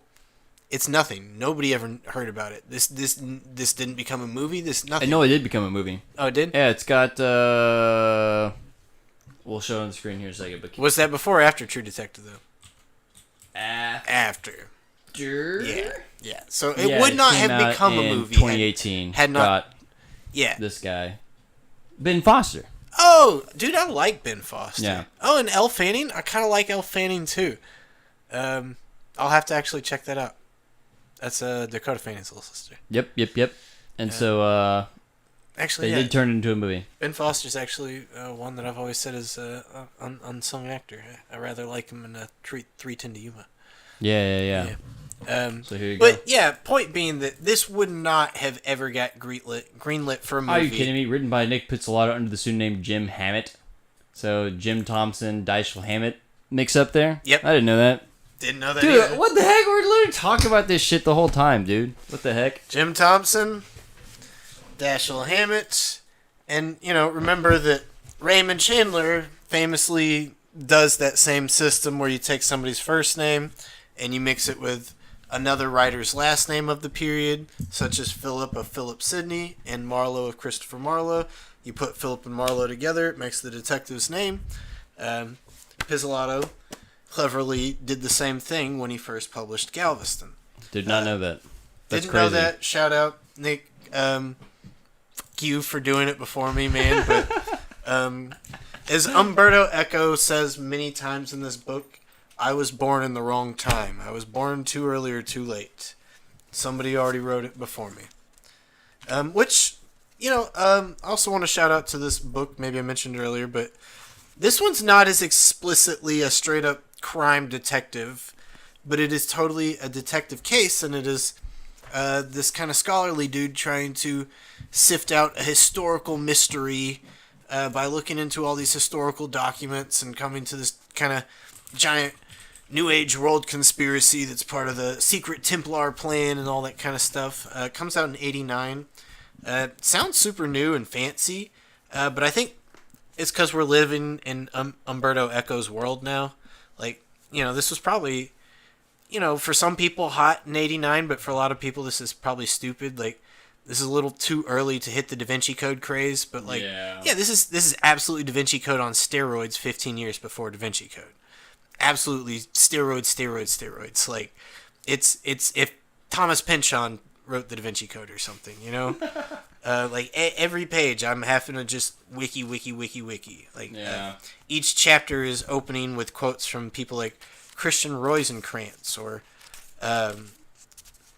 Michael Mayer from Atalanta Fugians from 1618, or Francis Bacon from The New Atlantis from 1627.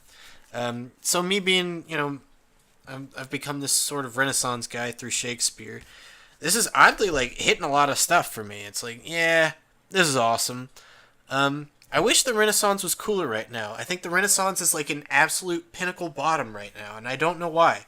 Every era is cooler than the Renaissance to people right now. Hey man, we got Renaissance Fair.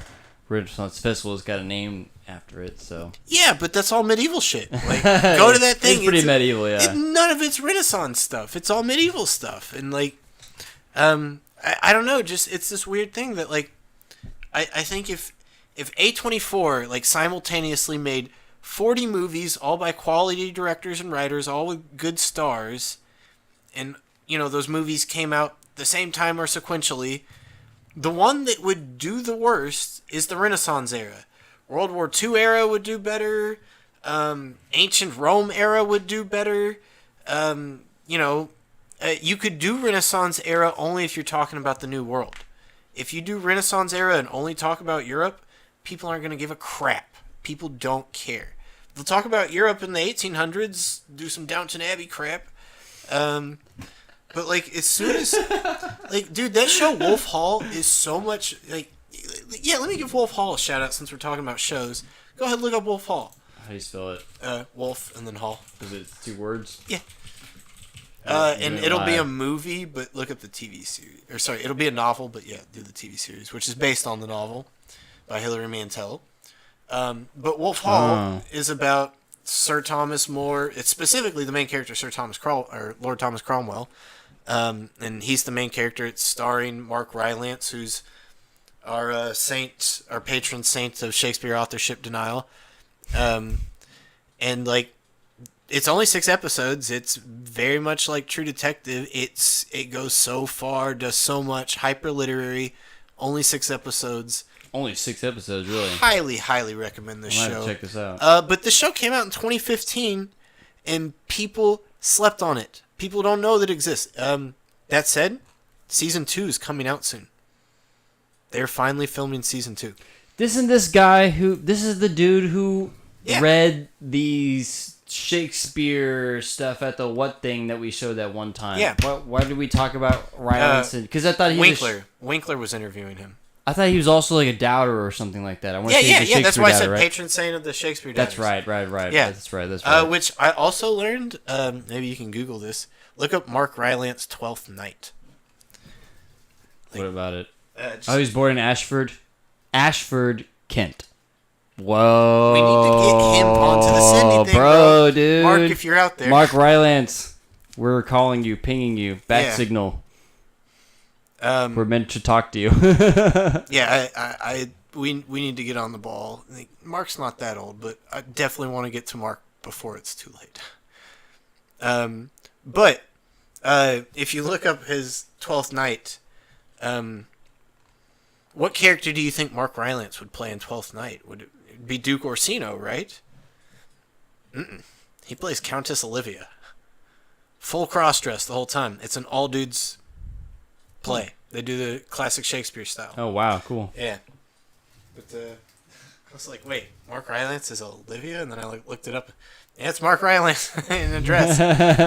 Kind of hilarious. But yes, he has been knighted. So he is Sir Mark Rylance, and he has been knighted because of his Shakespeare performances. And American film has slept on him for a long time.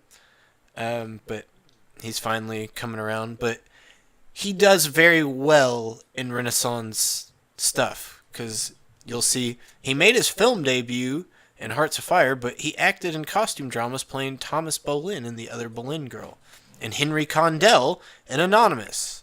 Anonymous is about De Vere being Shakespeare. Yeah. The Other Boleyn Girl is about Queen Elizabeth's aunt, Mary Boleyn, sleeping with Henry VIII, which Wolf Hall is also about Henry VIII. So Mark Rylance kind of has a little bit of a monopoly on some of the Renaissance. So, if we ever write some Renaissance era story or script, we want to cast him as Phillips. That's silly. He's too old. Interesting. Well, more you learn something every day. But yeah, folks, check out Wolf Hall. That one's awesome. Very interesting. Supposedly season 2 is being filmed concurrently, and they're gonna come out with it. Huh. They've been saying that for a year though. At this True Detective appreciation thing that doesn't seem like as many people appreciate True Detective. They eventually, we all eventually gather in the auditorium. The whole thing is being filmed for a podcast. I come to find, because they have a panel of people asking, kind of offering up talking points to Pizzolatto or whatever, and I don't know, I don't know if any of these people ever find this podcast, but I don't know, your questions are pretty boring. So just very profane, witty, just like, I don't know, it's like run of the mill. Just sort of like it's almost like they're asking yes or no questions. Yeah, one lady was like, "Do you like Shakespeare?" Yes. Next question. Yeah, one lady was like, "I got my question off of like Reddit or something," and she went and looked up. I guess she at least did work to find it. On the True Detective subreddit, it's like, yes, I've read that. We've all read that thread. I'm sure he has too. Yeah, I think he said you'd like commented on it actually or whatever. And so one thing he did say was cool. That was cool about True Detective season 2 is that he said that it's essentially secret occult history of the American transportation system, because he said to him, when he was looking at old maps of highway design or architecture being drawn or mapped out across California, he was like, a lot of these just look like occult sigils to me. Yeah. And then he was sort of positing, like, well, yeah, if thousands of people die every year on these roads, ergo, could you essentially be charging some kind of magical occult sacrifice thing? And I was like, why are we talking about this the whole time? Yeah. Like, why are y'all asking about this other And it's crap? like, he was the one that brought that up. He was the one, and they wouldn't even let me get to my damn questions about any of that stuff or whatever. Yeah, Nick, if you're watching. Yeah, and so, they're... Yeah, maybe put a hashtag Nick Pizzolatto on this when you post it. I probably should. And so they eventually go to a question stuff. They only let the VIP people ask first, which are a bunch of like whatever they ask. So nothing was really pertinent. So on my mind, I'm like, okay, what am I gonna ask? What am I gonna talk about? What am I gonna ask? Because I'm only gonna maybe get one shot at asking something. So I was gonna ask about what we kind of talked about. What's up with season 3? And here's how I kind of framed my question. I was gonna be like, in a post Jeffrey Epstein world, I was literally, those phrases are in my head. I'm like, in a post Jeffrey Epstein world, with True Detective season 3, specifically breaking fourth wall and referencing stuff in season 1, but also tying in other real world stuff like the Franklin credit scandal. What was your purpose about trying to get your audience to take on or pick up all those clues? Because essentially, not only, like I said, you're referencing season 1, you're referencing a real world thing. Yeah. But then you're, like we've sort of been saying, that it sort of undercuts it in a sense. Yeah, it's maybe the undercuts profane wit reading of True Detective season 3 is that reading that it does undercut it. Right. Well, but and that was my question. That was essentially, and I was also going to say, in a post Jeffrey Epstein world, where most of this stuff is much more in the open than what it was, right before, season 3 wrapped up and finished, essentially.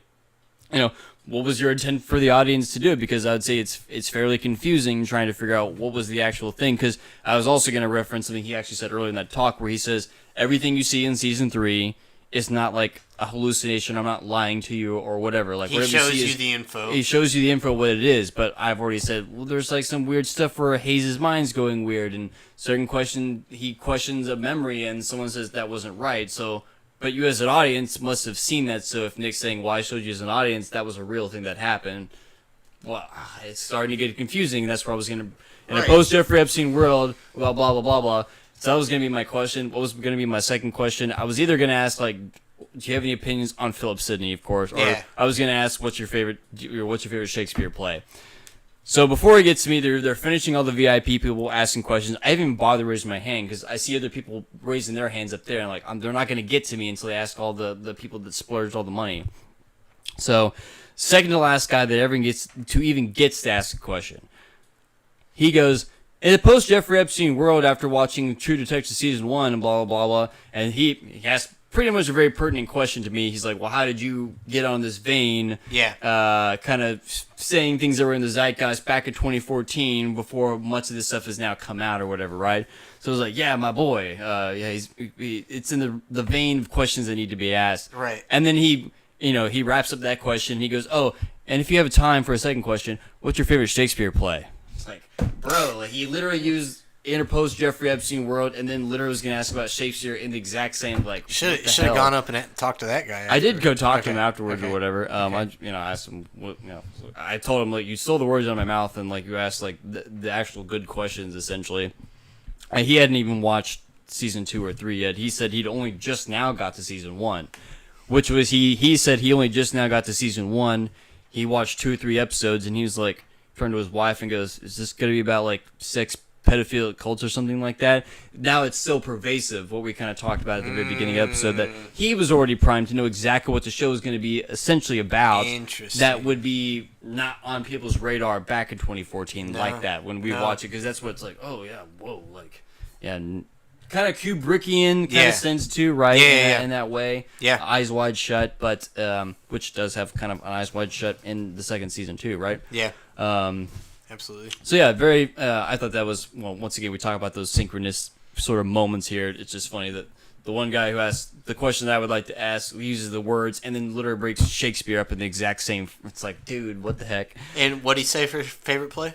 I think he finished answering the first part and then forgot about answering that second part, and then the second last guy asked about the next guy after him was the last guy to ask a question, who was the only guy from the regular audience to get to ask a question, because then they cut it off after that. That guy just asked about sex and gender or something like that in the show or something, and it's like, oh my god. Like, yeah, Nick doesn't have much to say about that. I'm gonna tell you right now. So that was that. But and then I had to eventually, during his wife playing some music, I had to like get out of my chair and go like pester and be like, yeah, can you sign my book? Hey, mister. Sign my book. So that was the whole story essentially of like going to this function, and then so to end, his wife finished playing music, and then everyone kind of crowds to the front, and he kind of gets swarmed by all the people in the VIP section, and that was kind of like my cue, like, well. And I could see, like, in this, it's like a big mansion where whatever we're in. They had this back room that was sort of sectioned off, and I knew that they were, like, cooking food over there. So I guess that was going to be the $800 after party shindig or whatever it was. Mm-hmm. I don't know. But yeah, that's my story of going to get through my Galveston book signed by Nick Pizzolatto, essentially. And yeah, just like on a whim, trying to go, see if I can meet a big inspiration of mine, which I didn't really get to. I always have these fanciful, like, I'm gonna talk about all this like crazy shit or whatever. I'm gonna blow his mind. He's gonna sign me on as a co-writer. Yeah. I'm gonna initiate a Carcosa myself. He's gonna ask, "Do you want to leave this place and go smoke a doobie with me in my Mustang?" Like, yeah, Nick Pizzolatto's awesome. Didn't happen like that. It did not. I would have loved to ask about.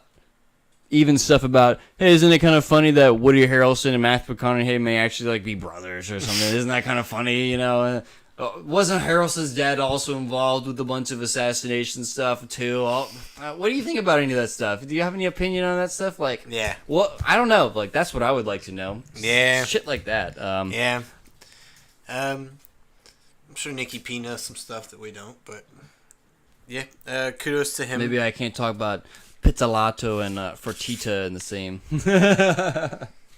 There's something to any of that. Don't get us canceled now. I know, right? I'm probably the wrong city to do this. That's what I joke about. But our camera looks like it just went down. So we'll probably, you want to wrap it up here? I think it's a good point to wrap it up, bringing it home about. True Detective is a big inspiration for both of us. Kind of got me. I can't say it's a direct reasoning, but I can trace watching True Detective Season 1 to eventually reading Shakespeare. Like, it's all there. I was like, I want to write a book. I'm going to read a bunch of crime noir stuff after watching True Detective Season 1. Okay, well, I want to be a better literary. I just want to be more knowledgeable, so I'm going to go ahead and read Shakespeare, and then he kind of goes from there or whatever. I'm not going to lie and sit here and say that every time I dive into Shakespeare, I don't feel like I'm the Russ Cole of the Shakespeare authorship question. I'm just over here too with a big dick. Just a normal guy. I'm a regular SAQer with a big dick. Yeah. Listen, but the moment where Russ has the big blow up in the office and like, I'm the least person in need of therapy in this whole entire I don't know. It's just how I feel when I get in some of these arguments with Shakespeare authorship questions. Like, I'm the least person in need of going back and reading. Like, you guys all need to go back and read. So yeah, dude, I totally profane dig that. wit. Yeah, like Company I don't know. Man. Something about just being this independent person that you're willing to take help if it's available, but like you're gonna go back and vet it yourself. Nullius in verba. Nullius in verba. So yeah, I don't know. There's something about Russ didn't trust anything that anybody else was saying.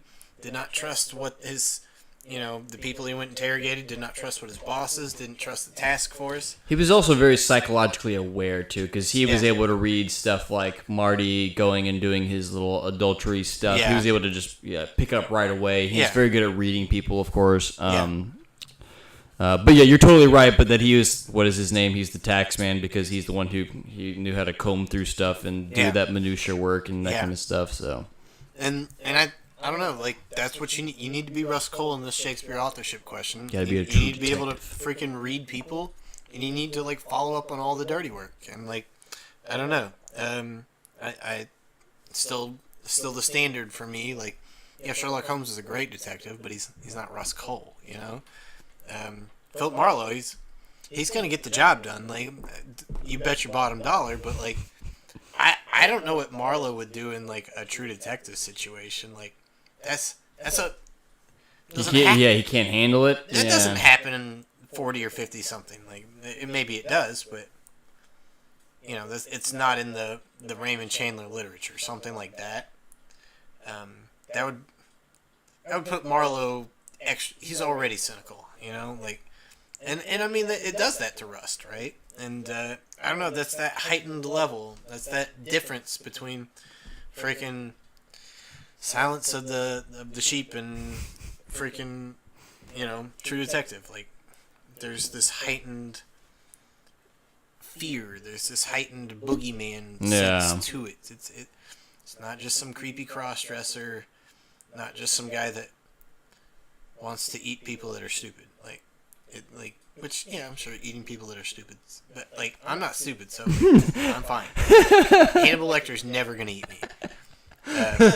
I'm also, like, not a chubby 20-something-year-old girl, so, like, I'm not going to get eaten or skinned by Buffalo Bill. Like, honestly, there was never any fear in that. Like, and, like, I get it. Like, True Detective, they're only really murdering kids and girls, but, like, no, remember, because even the last episode, Earl, the main bad guy, spoilers, he's painting that thing, and that little boy kind of walk up and just watching him, but he's definitely, like, watching, so I don't think but he I mean, cares. like, little kids. Yeah. Like, if they're boys, they're little kids. Yeah. If they're grown, it's usually a woman, right? Yes, like, yes. I don't think there's any adult males getting killed. No, yeah. Kids or women. Yet, there's something where I do feel threatened. I'm not one of those people, yet I feel threatened because it is embedded in the system. Yeah. It's the system that is making this happen. And it's not just some lone psycho. And lone psychos, they're easy to deal with. Because it's like, yeah, Yellow King Killer, sort of a lone psycho, but he works hand in hand with those two other guys, essentially, that were meth cookers. The meth cookers essentially distribute to the biker gangs, and the biker gangs obviously express it all over which have connections with mundane people, law enforcement, and who knows how the rest of the connections go. But you can kind of see, sort of how we just did here, we can kind of like, a couple of Kevin Bacon degrees away, you're, like, not that far. And I know a lot of people watch that show, and they, like, come out thinking the same thing as Silence of the Lambs. They're like, oh yeah, it was that lone killer at the end that he stabbed. And it's like, were you not watching the show? Like, the whole point is that... The sprawl, Marty. Yeah, like, this isn't about just that guy killing people. What about those videos? What about the Tuttle safe? What about this guy being bastard spawn of the Tuttle family? Like, none of that's connecting back for you. And, like, it's literally that disconnect there that gets reiterated at a literal level in season 3. Yes. To where he's like, oh, that's the reading you want to make? Fine. That's what happens in season 3. And it's like, well, no. Like, dude, I don't know, that part in season 3 where they show her in the suburban home just all happy, hunky-dory. No, dude, no, that's not how humanity works. That's not how humanity works. You don't get absconded into some secret pink basement by some crazy drug lady and her one-eyed... Butler, yeah. Manservant. Uncle Tom. For real, dude. It's so weird. Yeah. It's so weird. And, like, it'd be fine. Exposition dump and, like, totally unsatisfying. We'll get to season 3 one day, I've lived out in the middle of nowhere. Brady doesn't live in the middle of nowhere, but he doesn't live totally in the suburbs. And, like, if you want to build something on your land, that has to be applied for by county. They have to give you, like, they have to approve of code. They have to... And so if you're going to build some whole giant pink castle basement... That requires construction companies. Yeah, you gotta have some dudes in there, yeah. Contracts. That requires, people coming and surveying and signing off and saying, it's okay for you to build. We legally allow you to build it. Even if he's trying to skirt some of that legal stuff, yeah, you still gotta have people come. I'm sure that guy's not building it himself. Yeah, One-Eyed Joe and Crazy Lady are not building that basement together. And so the whole idea that she secretly did that under her husband's nose is absurd. How does she pay for that? Yeah. You know how expensive that is? And once again, what did they show you? They hired a very specific famous actor. They didn't just hire some random guy to go play that rich guy that we're referring to, essentially. Yeah. It's the guy who plays Yondu in Guardians of the Galaxy. Yeah. He also plays the guy in The Walking Dead for a little bit. Sam Shepard. And so... Is that his name? Oh, sorry, not Sam Shepard. It's He's the kind of guy who sounds. No, it's Michael Rooker. That's right. Yeah, sorry, I was thinking. Michael Rooker. Yeah. Yeah, he's the guy. Yeah. He's the guy in JFK. And he's got that scrappy voice. And, yeah. So the only time you see him is after he's kidnapped Marshall Ali. He kind of tells him, like, you're not going to investigate this anymore. Like, I'm in charge.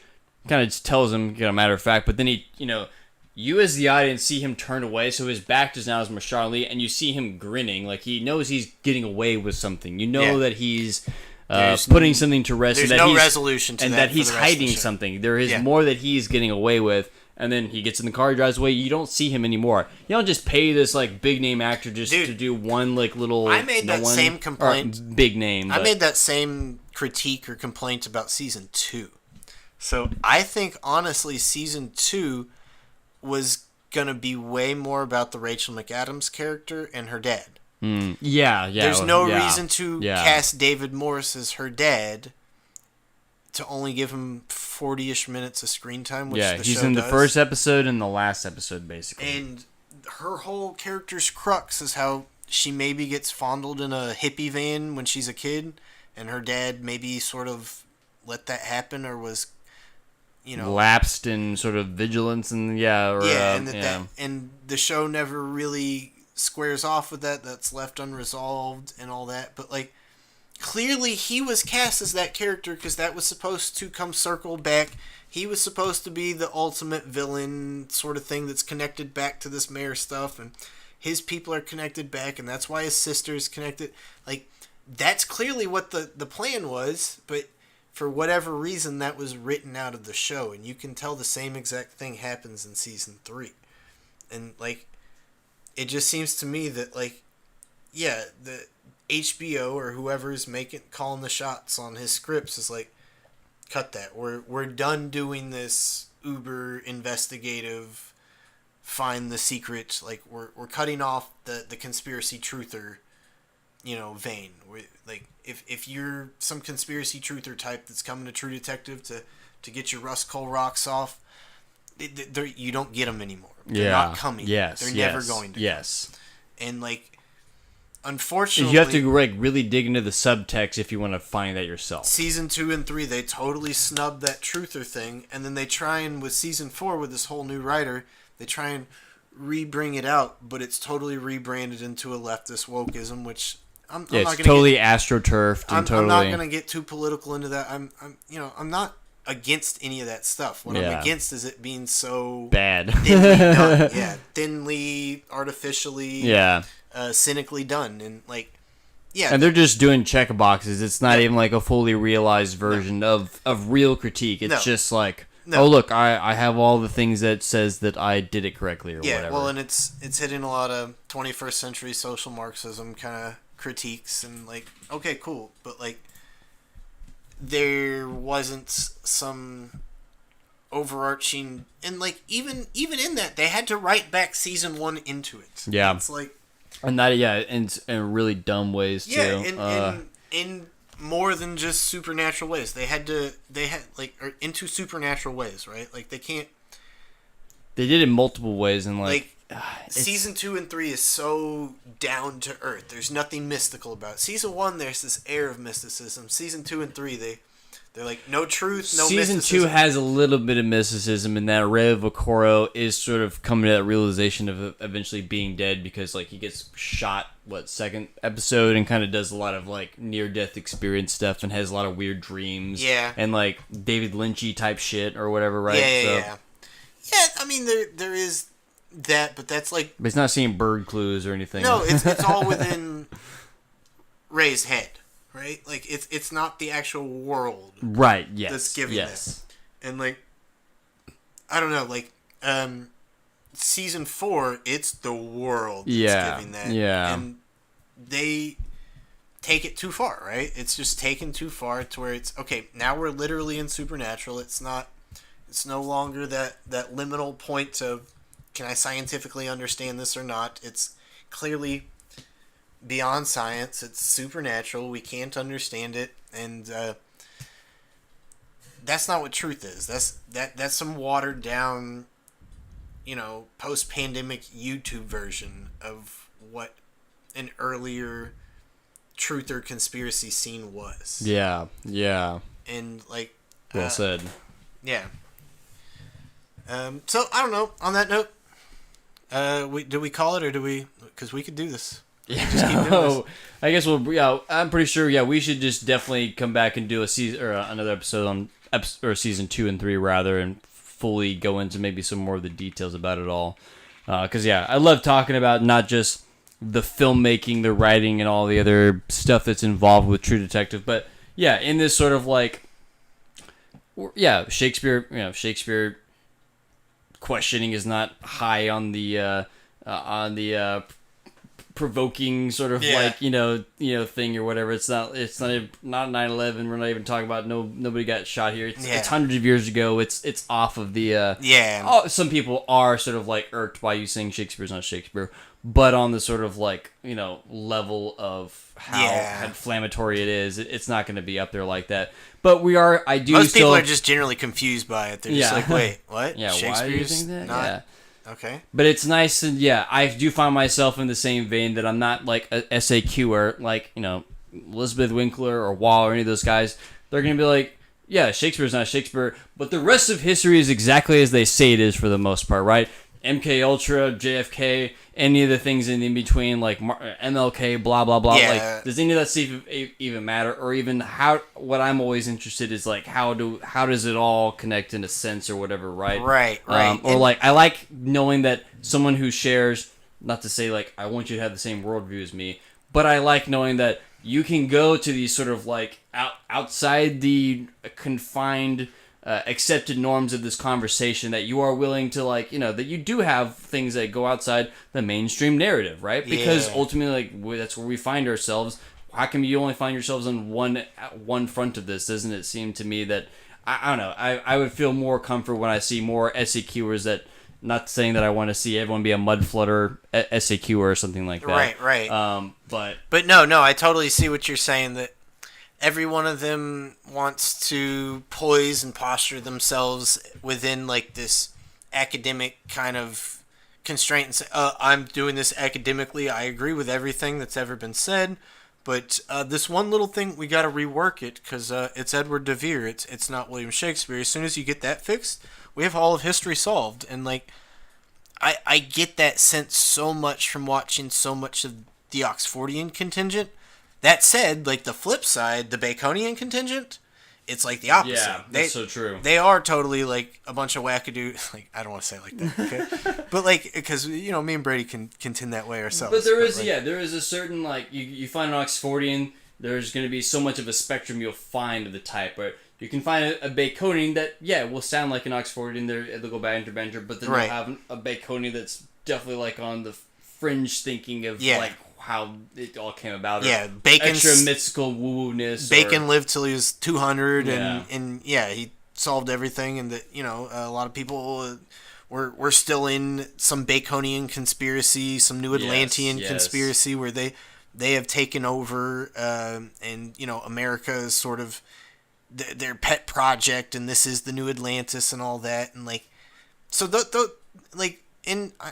I guess a lot of viewers that watch us are like, well, why don't y'all just go down that road? Like, why don't y'all just go towards Bacon? And not that we're not, but it's like if we rework it back enough, there's just a lot of dudes to get to Bacon before even Bacon. So like, right. pretty sure we'll eventually get to it. It's just like, you know, as much as you and I are working through this whole thing, it's like we're still trying to get through like the 1560s at this point. Yeah. And like, let alone anything that happens before that, right? Right. And so like, I mean, it's like we will get to Bacon, and I have a little bit. But yeah, there was this other guy that came up before him that apparently Bacon was really close with and influenced by, and that dude's name is Philip Sidney, and that guy just. We thought there'd be a little bit on him, and then we'd move on to Bacon. But no, we have to keep digging into Sidney. And what I love is when you go to like, not someone who's well versed in SAQ, but a general or a conspiracy theorist or alternative viewist about some other subject, right? Like I threw in Mudflood, for example, and I brought up this example earlier. But I always think it's so funny when some of the more, if you're not an SAQer, I think that Francis Bacon, of course, comes up more as a candidate. And John Dee does get a lot of shout outs too, and I love it. I love it when they're like, do you think maybe it was John Dee or Francis Bacon? And John Dee and Bacon are just kind of like on, I don't know, like... they bookend. The timeline, they bookend really well, and I love just thinking like, well, who's the guy that just happens to connect those two, kind of, you know, not even literally physically, but even like, you know, rhetorically and sort of spiritually, or even, it's Sidney again, right? Yep. And so it's like, some reason, somehow, people miss Sidney. Me and Brady are double checking on that Sidney thing over and over. But so it's like, and that said, I also, like, I want to say for myself especially that, like, I'm open to fringe and conspiracy stuff. I really am. But, like, I don't agree with Oxfordians when Oxfordians or Baconians say that, like, normal academic methodologies don't work. I just wholly disagree with it. I think that normal academic methodologies are really good, just people haven't used them correctly. People have used them and made bad interpretations. People have used them incorrectly. There's a lot of reasons that we're still not at the right answer. It's not because the methodologies don't work. The methodologies have gotten us this close for all intents and purposes. And so, like, a lot of Baconians want to go straight to ciphers. A lot of Oxfordians want to do the gematria on the dedications and title pages. And it's like, I'm not against that. I just don't think you have to do that. I think you only have to do that if you're not capable of reading. Yeah, that should just be the cherry on top. It should not be the whole sundae. And, like, at this point, I just don't think that too many of those people are very capable of reading. Reading to the point where they're really hitting an interpretation that makes sense on an allegorical level. And so, like, just way too many Oxfordians see one point that points to Oxford, and they shoehorn that in, and then none of the rest of it really fits. And then, but they're so convinced of this first thing that they stick with that. Like, I can't really side with that. And, like, I just think that the actual academic methodologies out there are good, and you just need to not bring with it all the horrible historical conventional assumptions that go along with that. Like, that's where scholars are going wrong. Get rid of those assumptions, keep the methodologies, and we'll get to the right answer. Yeah, stop making all these qualitative statements about Shakespeare or the other contemporary writers. Right. Because who was it just the other day? They were like, well, Shakespeare's just wholly different from all the other writers. And it's like, how basis do you have? Exactly. Like, please explain that definition to me. It was someone on the Shakespeare Oxfordian Fellowship, I'm pretty sure, with some recent video. And he was just wholly different from all the other people. And I was like, have you read Decker, Martin, Webster? And they haven't. Really? Like, they haven't. They, honest to God, haven't. They're illiterate. They don't know how to read them. Like, I can't tell you. Like, and I'm not gonna drop any names, but I will say that I've been speaking with several Oxfordians, and I'll bring up some play or some argument for why this is group theory, because you think this is group theory, you're crazy. It's one guy. It's always been one guy. The onus is on you to prove that it's group theory. And then I'll bring up a piece, and they're like, oh, I haven't read that one. What do you mean you haven't read that one? Like, don't... Yeah, how can you just, so staunchly, like, try to uphold this position and be like, there's no way that's, like Greenland is like green. It's Yeah. I've never been there, but Don't even know where it is on a map, but I have an extreme opinion about it. yeah. And So, like, it's like and at the same time, these same people will be able to tell you who came up with the name Greenland. They'll be able to tell you, who the first people to settle there was and all this stuff, but they don't know the first thing about it. They know everything else about it. And like, I don't know, that like this is a common theme that I'm seeing, that like, I'm not saying that I've read everything out there. I really haven't. I'm trying to. But I haven't. he's trying, folks. I've seen him. I'm not Harold Bloom, where like I've read everything important ever. Like Harold Bloom actually says that. He's like, I've read everything. Direct quote. Like I'm not like Harold Bloom. I still got a bunch to read, but I have gotten 120 something plays under my belt. Several sonnet sequences now, and just went back and read through Venus and Adonis, and probably a bunch of other long poems that we could include in there. But like, now that I've read a lot of these, just so many of these generalized claims that are made, they're nonsensical. They're just fucking nonsensical. They don't make any sense to me. And so like, I've been arguing with a couple folks about Venus and Adonis recently. And like, the big claim is that Oxfordians think Oxford wrote Venus and Adonis for Rossley circa 93, but we go over that in our Buckridge video, Friend or Foe of Shakespeare. At what points in that poem does it ever really suggest that Henry Rossley and Oxford are closely knit? Like, what about that poem says that Oxford really cares about Rossley? Because at that point, Rossley is supposed to be getting married to Oxford's daughter, doesn't want to, and is trying to stall out of it. Why would Oxford write a poem about a guy that's basically getting chased by a crazy woman and then gets mauled by a boar, who is the standard of Oxford's crest? Like, it doesn't make any fucking sense. It makes so little sense. It hurts. And so, like, I get it that, like, I don't have a great answer. I don't know why Sidney would write it. I don't know why Dyer would write it, other than maybe to make fun of Oxford. But, like, that's at least something. And, like, at least with a Dyer reading, and we go back to the 1570s version of the poem, the supposed hypothesized early version of the poem, if we make an Oxfordian reading, okay, Oxford's Adonis, Venus is the queen, the boar is nobody. The boar is just some platonic ideal that stands for risk or danger or something. That's not conclusive. That doesn't make any sense. There's a hole in that allegorical reading. All three should fit. Yeah. And so if we go and do a Dyer reading... and if they didn't want those, like, and if they were going to do nothing with that, then they would have probably picked up a different setup. Like, why introduce this stuff? Why bring up the boar at all? Because let's be abused by profane wits. Right, and like, and so like, if you do a Dyer reading, if Dyer wrote that poem in the 1570s, Adonis is Christopher Hatton, aka Christopher Atten, Adonis, Adon. It's in the name, because Hatton was pronounced without the H, so Atten or Aton, Adonis, Adon.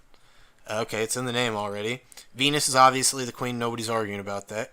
But now, all of a sudden, the boar does have a character, and it's Oxford, and it makes total sense. So, like, okay, Patrick Buckridge has pretty much sealed up the deal on that 70s version.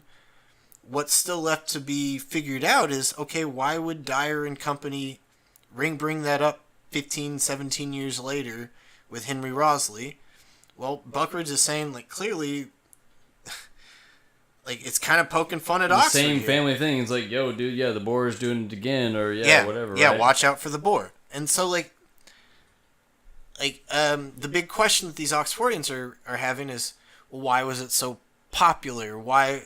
Clearly, there's some veiled meaning in it that is making it wildly popular. And it's like, well, maybe that's the veiled meaning, is that they're sitting there making fun of Rossley, and anybody that's in on the joke gets to go read that thing and laugh at Cecil and Oxford for not getting that marriage done. Rossley's honor's restored because He didn't side with the laughingstock Cecil and Oxford. He denied them. He's the one making the joke happen on them. It's like, that all matches up kind of perfectly for me. And as soon as that happens, I'm now at this weird loss where I don't think Oxford's part of Shakespeare in the 90s. He's out. And like, I wasn't totally convinced with this Buckridge stuff until all these Oxfordians kept arguing with me. And I kept double checking it, and I was like, actually, I think Buckridge is right. I think Buckridge is right. And like Daniel Cowan, if you ever get back around to our videos, let me know why I'm wrong, but like, I'm pretty sure it's right. And like, here's the thing, independently, going back and reading Venus and Adonis, Buckridge is right. Like, it's Dyer. Those are Dyer's words. Those aren't De Vere's words. All the Barnfield popping up in Venus and Adonis. Which YouTube channel said that Richard Barnfield was Edward Dyer in disguise? Oh yeah, it was us. And Prechter's wrong, because Prechter's not a very smart guy. Shots fired. Tell me I'm wrong. But Prechter... I think you used the word moron, so just... Yeah, you freaking moron. Quote Animal House, or to quote Bugs Bunny, Tom Ditto, if you're not aware of who Bugs Bunny is, Bugs Bunny, when he says the word moron, he doesn't say moron. He says, what a maroon. And so, when I was saying what a maroon, I was not misspelling moron, you moron. I was quoting Bugs Bunny circa 1953, which you should have been a child and watching somewhere around then. If you weren't, it may explain a little bit, because Chuck Jones is a golden god. That said, I digress. And by the way, there's a whole passage on what the definition of a moron is in this book. And Foucault's pendulum. Yeah, let's go ahead and read it. A moron is a master of paralogism. For an editor, it's bad news. It can take an editor an eternity to identify a moron. Plenty of morons' books are published because they're convincing at first glance. An editor is not required to weed out the morons. The Academy of Sciences doesn't do it. Why should an editor?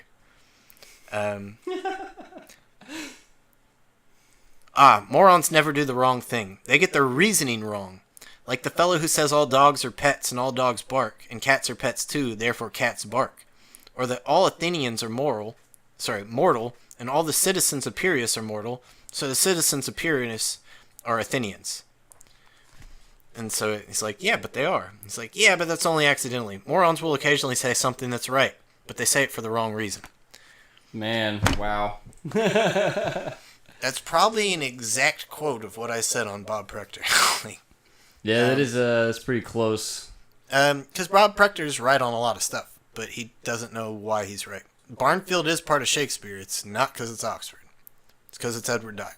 And once again, just so many of these folks, and I'm really trying to check myself and not saying that we're just going looking for Philip Sidney and all this stuff, but yeah, so many of these Oxfordians just seem to want to draw their target after they've already shot. You know, it's just like they're looking for Oxford or Shakespeare, and that's it. Like, there's no other one that they can possibly even entertain. Can we even just keep a score here? It's mind-boggling. Let's just even see who can even keep a higher score if you're just being completely, honest about the endeavor here.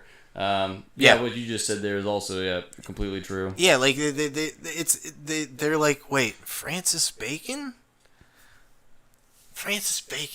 the guy that invented science and wrote all those fantastic essays that helped investigate Shakespeare during the Richard II stuff with the Essex trials. Yeah, I'm not seeing it. It's like, what? Okay. And it's like, I get it. There's specific details they're looking for. And the problem is, honest to God, is just that there's this illusion that it must be one and one person only. And I'm going to tell you right now, dude, Venus and Adonis, rereading through that's multiple writers. People are putting in verse, by 6 lines. Just one little verse will be a different writer in the midst of a bunch of verses by one writer. That happens. I can go and spot them. Maybe I'm wrong, but the verse will all be in one style, and then you get to this one random verse that all of a sudden every word's got every line's got a contraction in it, where we haven't had a single contraction before or after. The lines are a little different in length, the words are different, and it's like, that's a different writer. And so, going back to those silly people named Patrick that believe Oxford is Shakespeare. Way back when, I think it was Patrick Tilton or Patrick Sullivan or some other guy named Patrick, not Patrick Buckridge. Patrick Vetstein. Yeah. Like, one of them was so keenly going on this whole spiel that Oxford wrote Henry V because Henry V, is making fun of Philip Sidney's defense of poetry. Because, Philip Sidney, in his defense of poetry, clearly takes pot shots at famous victories of Henry V, which is what the maybe original version of Henry V is. And so, in famous victories, there'll be a joke and then somebody gets killed and then a clown comes on and then people argue. It's all over the place. And Philip Sidney's like, dude, use a little unity. You're a retard. You don't know how to write a play. And then so all these Oxfordians are like, Edward de Vere wrote Henry V and he jammed that chorus into there because Henry V actually literally has a chorus in there that like explains, yo, we're moving from this scene to this scene, just so you know, because this play is kind of all over the place, so just a heads up, the scene's now here. Oxfordians argue that chorus got put into there to kind of like take pot shots at Sidney to be like, see, you didn't know where this thing was? Well, here's a chorus that'll tell you. Isn't that funny, Sidney? And for me, I'm not buying that reading. I'm not buying that reading for a second, because to me it seems that Philip Sidney and his buddies are taking an old crappy De Vere play, and they're like, dude, nobody knows what's happening in this scene. Nobody, write a chorus then. Write a chorus. It'll tell us where it is. We can't fix this. We have to, and like, I don't know why Sidney and his group would be rewriting a bunch of De Vere stuff if they're hostile to De Vere, but it seems to me that that's maybe happening, and, maybe Othello's a good example, and I can go into that in another video. We're not going to go into it now. But the other thing that De Vere does, supposedly, in Henry V is that he does this big part where he makes fun of horses and does this whole thing about horses, and it's supposed to be making fun of Sidney because Sidney writes a sonnet to horses. Well, there's like 2 pages in Venus and Adonis that are all about horses. Just all about horses. So why would De Vere go and write all about horses while making fun of Sidney for writing all about horses? When it seems to me that those horse passages read a lot like Sidney. So, like, you can't have it both ways. Oxfordians love having it both ways. Oh, this boar? They definitely standing for Oxford. This boar? That's not Oxford. That's some Platonic ideal. Okay. Doesn't make much sense to me. And so, I don't know. There's other stuff in there too, like the first, I forget which line it is, but there's a line that brings up the boar and it mentions winter right after it. Well, winter in French, do you know how to pronounce winter in French? Hiver. Hiver. I-V-E-R. Oh, so De Vere basically. So the winter's tail De Vere's tail? It's literally in French pronounced the Comte de Vere, which literally sounds like Count de Vere or Earl de Vere. Yeah, it does. Yeah. And so it's like, I see what Oxfordians are saying. I'm not going to go out on a limb here and say stuff's not pointing to de Vere. I'm just asking. Kind of the reading that they want it to be. Yeah, I'm just asking. Does that necessarily mean that it's your guy writing himself into it, or is it somebody else taking a shot at him? Yeah. And that's what Buckridge was asking, Yep. and I'm still asking that. Because, all right, let's talk about Othello for a second, and then we'll call it a day. Because Othello is supposed to be a stand-in for Oxford. He's the hothead. He's the outsider. He's the guy that loves Venice in Italy. He's the guy that thinks his wife cheated on him and gets angry about it. Okay, I see that. I see Othello as Oxford. It's even got the O's, right?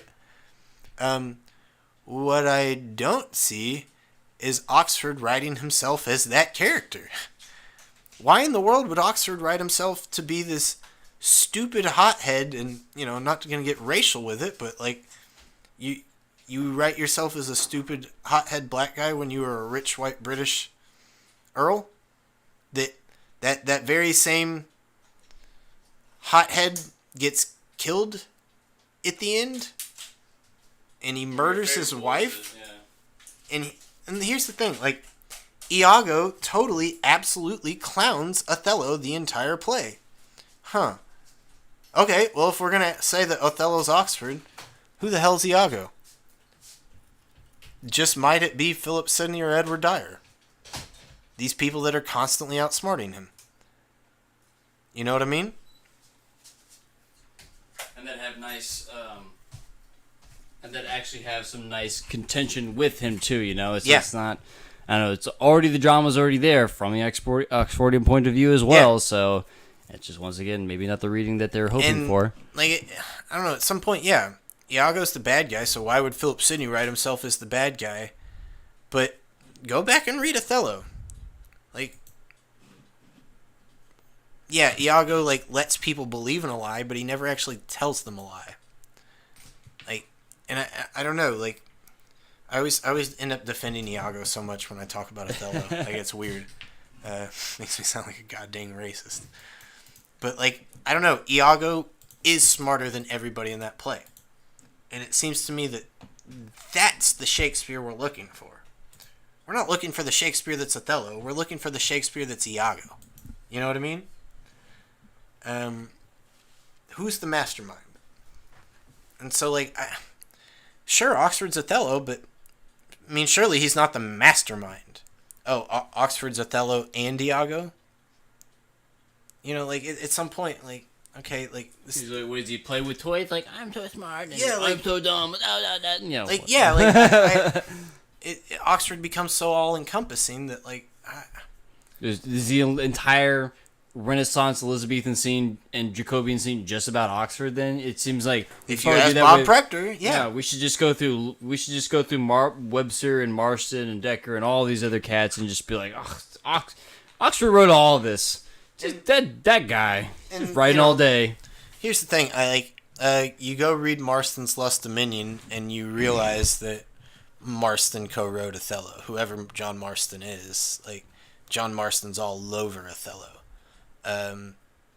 You can't write that without John Marston. And like sure enough, like just go read Othello. Othello reads differently than a lot of Shakespeare. It really does. It's dense. It's hard to read.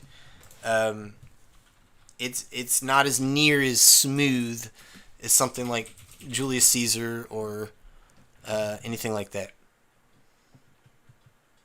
We had Paradigm saying here that I guess he was saying that J.K. Rowling is an alias and that a team of university professors wrote Harry Potter. Thank you for saying that. I'm the only person that's like I've known that's ever said that. I say that organically. I've never really looked up anything on it, but like my personal take is that Book 6 to Book 7 proves that. Book 6 is written by a better team of writers than Book 7. Book 7's a pile of shit. Shots fired to you Harry Potter fans, but Book 6 was beautiful. Book 6 was amazing. Dude, Book 6 goes hard. Yeah. Book 6 is Book 6 crazy. We could put right here with this detective stuff. Like, honest to God, Half-Blood Prince was an awesome noir novel. Yeah. Got so much going on. Order of the Phoenix too, for that matter. And like, you know, I'm not crapping on the early stuff either. The early stuff, like, but like Book 7 feels like a different writer wholly. It's somebody that doesn't know what they're doing. Like, it just, I don't know why, but yeah. I'm so glad that you brought that up. Brady and the show uses university students, though, as being essentially enslaved. I doubt that very much.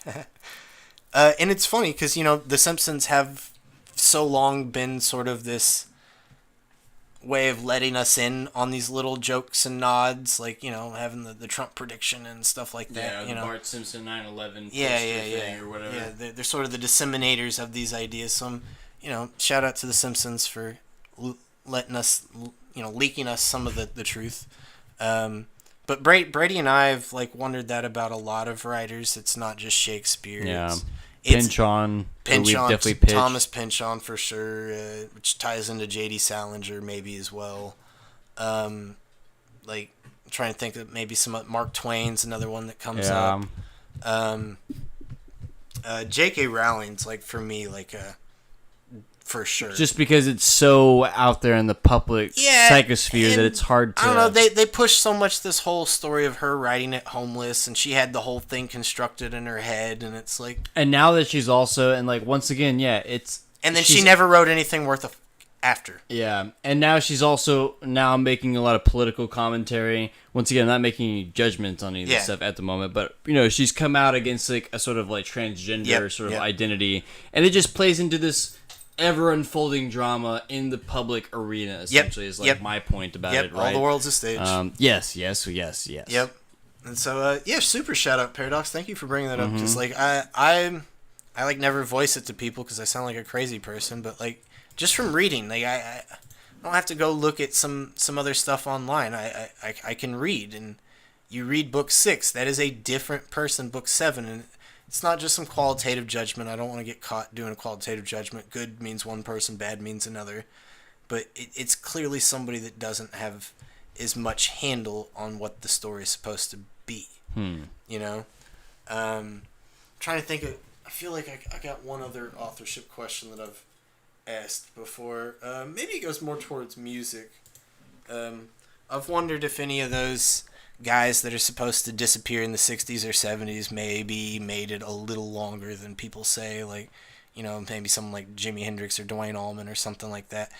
Van Morrison, I've like seen footage of Van Morrison alive after he's supposed to die. I forget whose concert it is, but like he's one of the roadies in the back of the concert, and he's gained like 40 pounds, but it's like 100% Jim Morrison. It's not anybody but Jim Morrison from the Doors, and he's like being. You said Van Morrison at first, and Jim Morrison. Yeah. Jim. I was gonna offer Jim Morrison as Jim Morrison. I wish Van Morrison wasn't. Van Morrison's like a more normal authorship question. He just stole his stuff from other people. He's more of a Clapton authorship question. But those people I think tie into the other people that disappear, because like Jimi Hendrix, for instance, like who benefits the most from Jimi Hendrix's disappearance? 100% Eric Clapton. 100% Eric Clapton benefits more than any person on the planet, because for the last 3 or 4 years of Eric Clapton's life before Jimi Hendrix dies, in '66. Clapton and Cream released their first album, and it changes the game.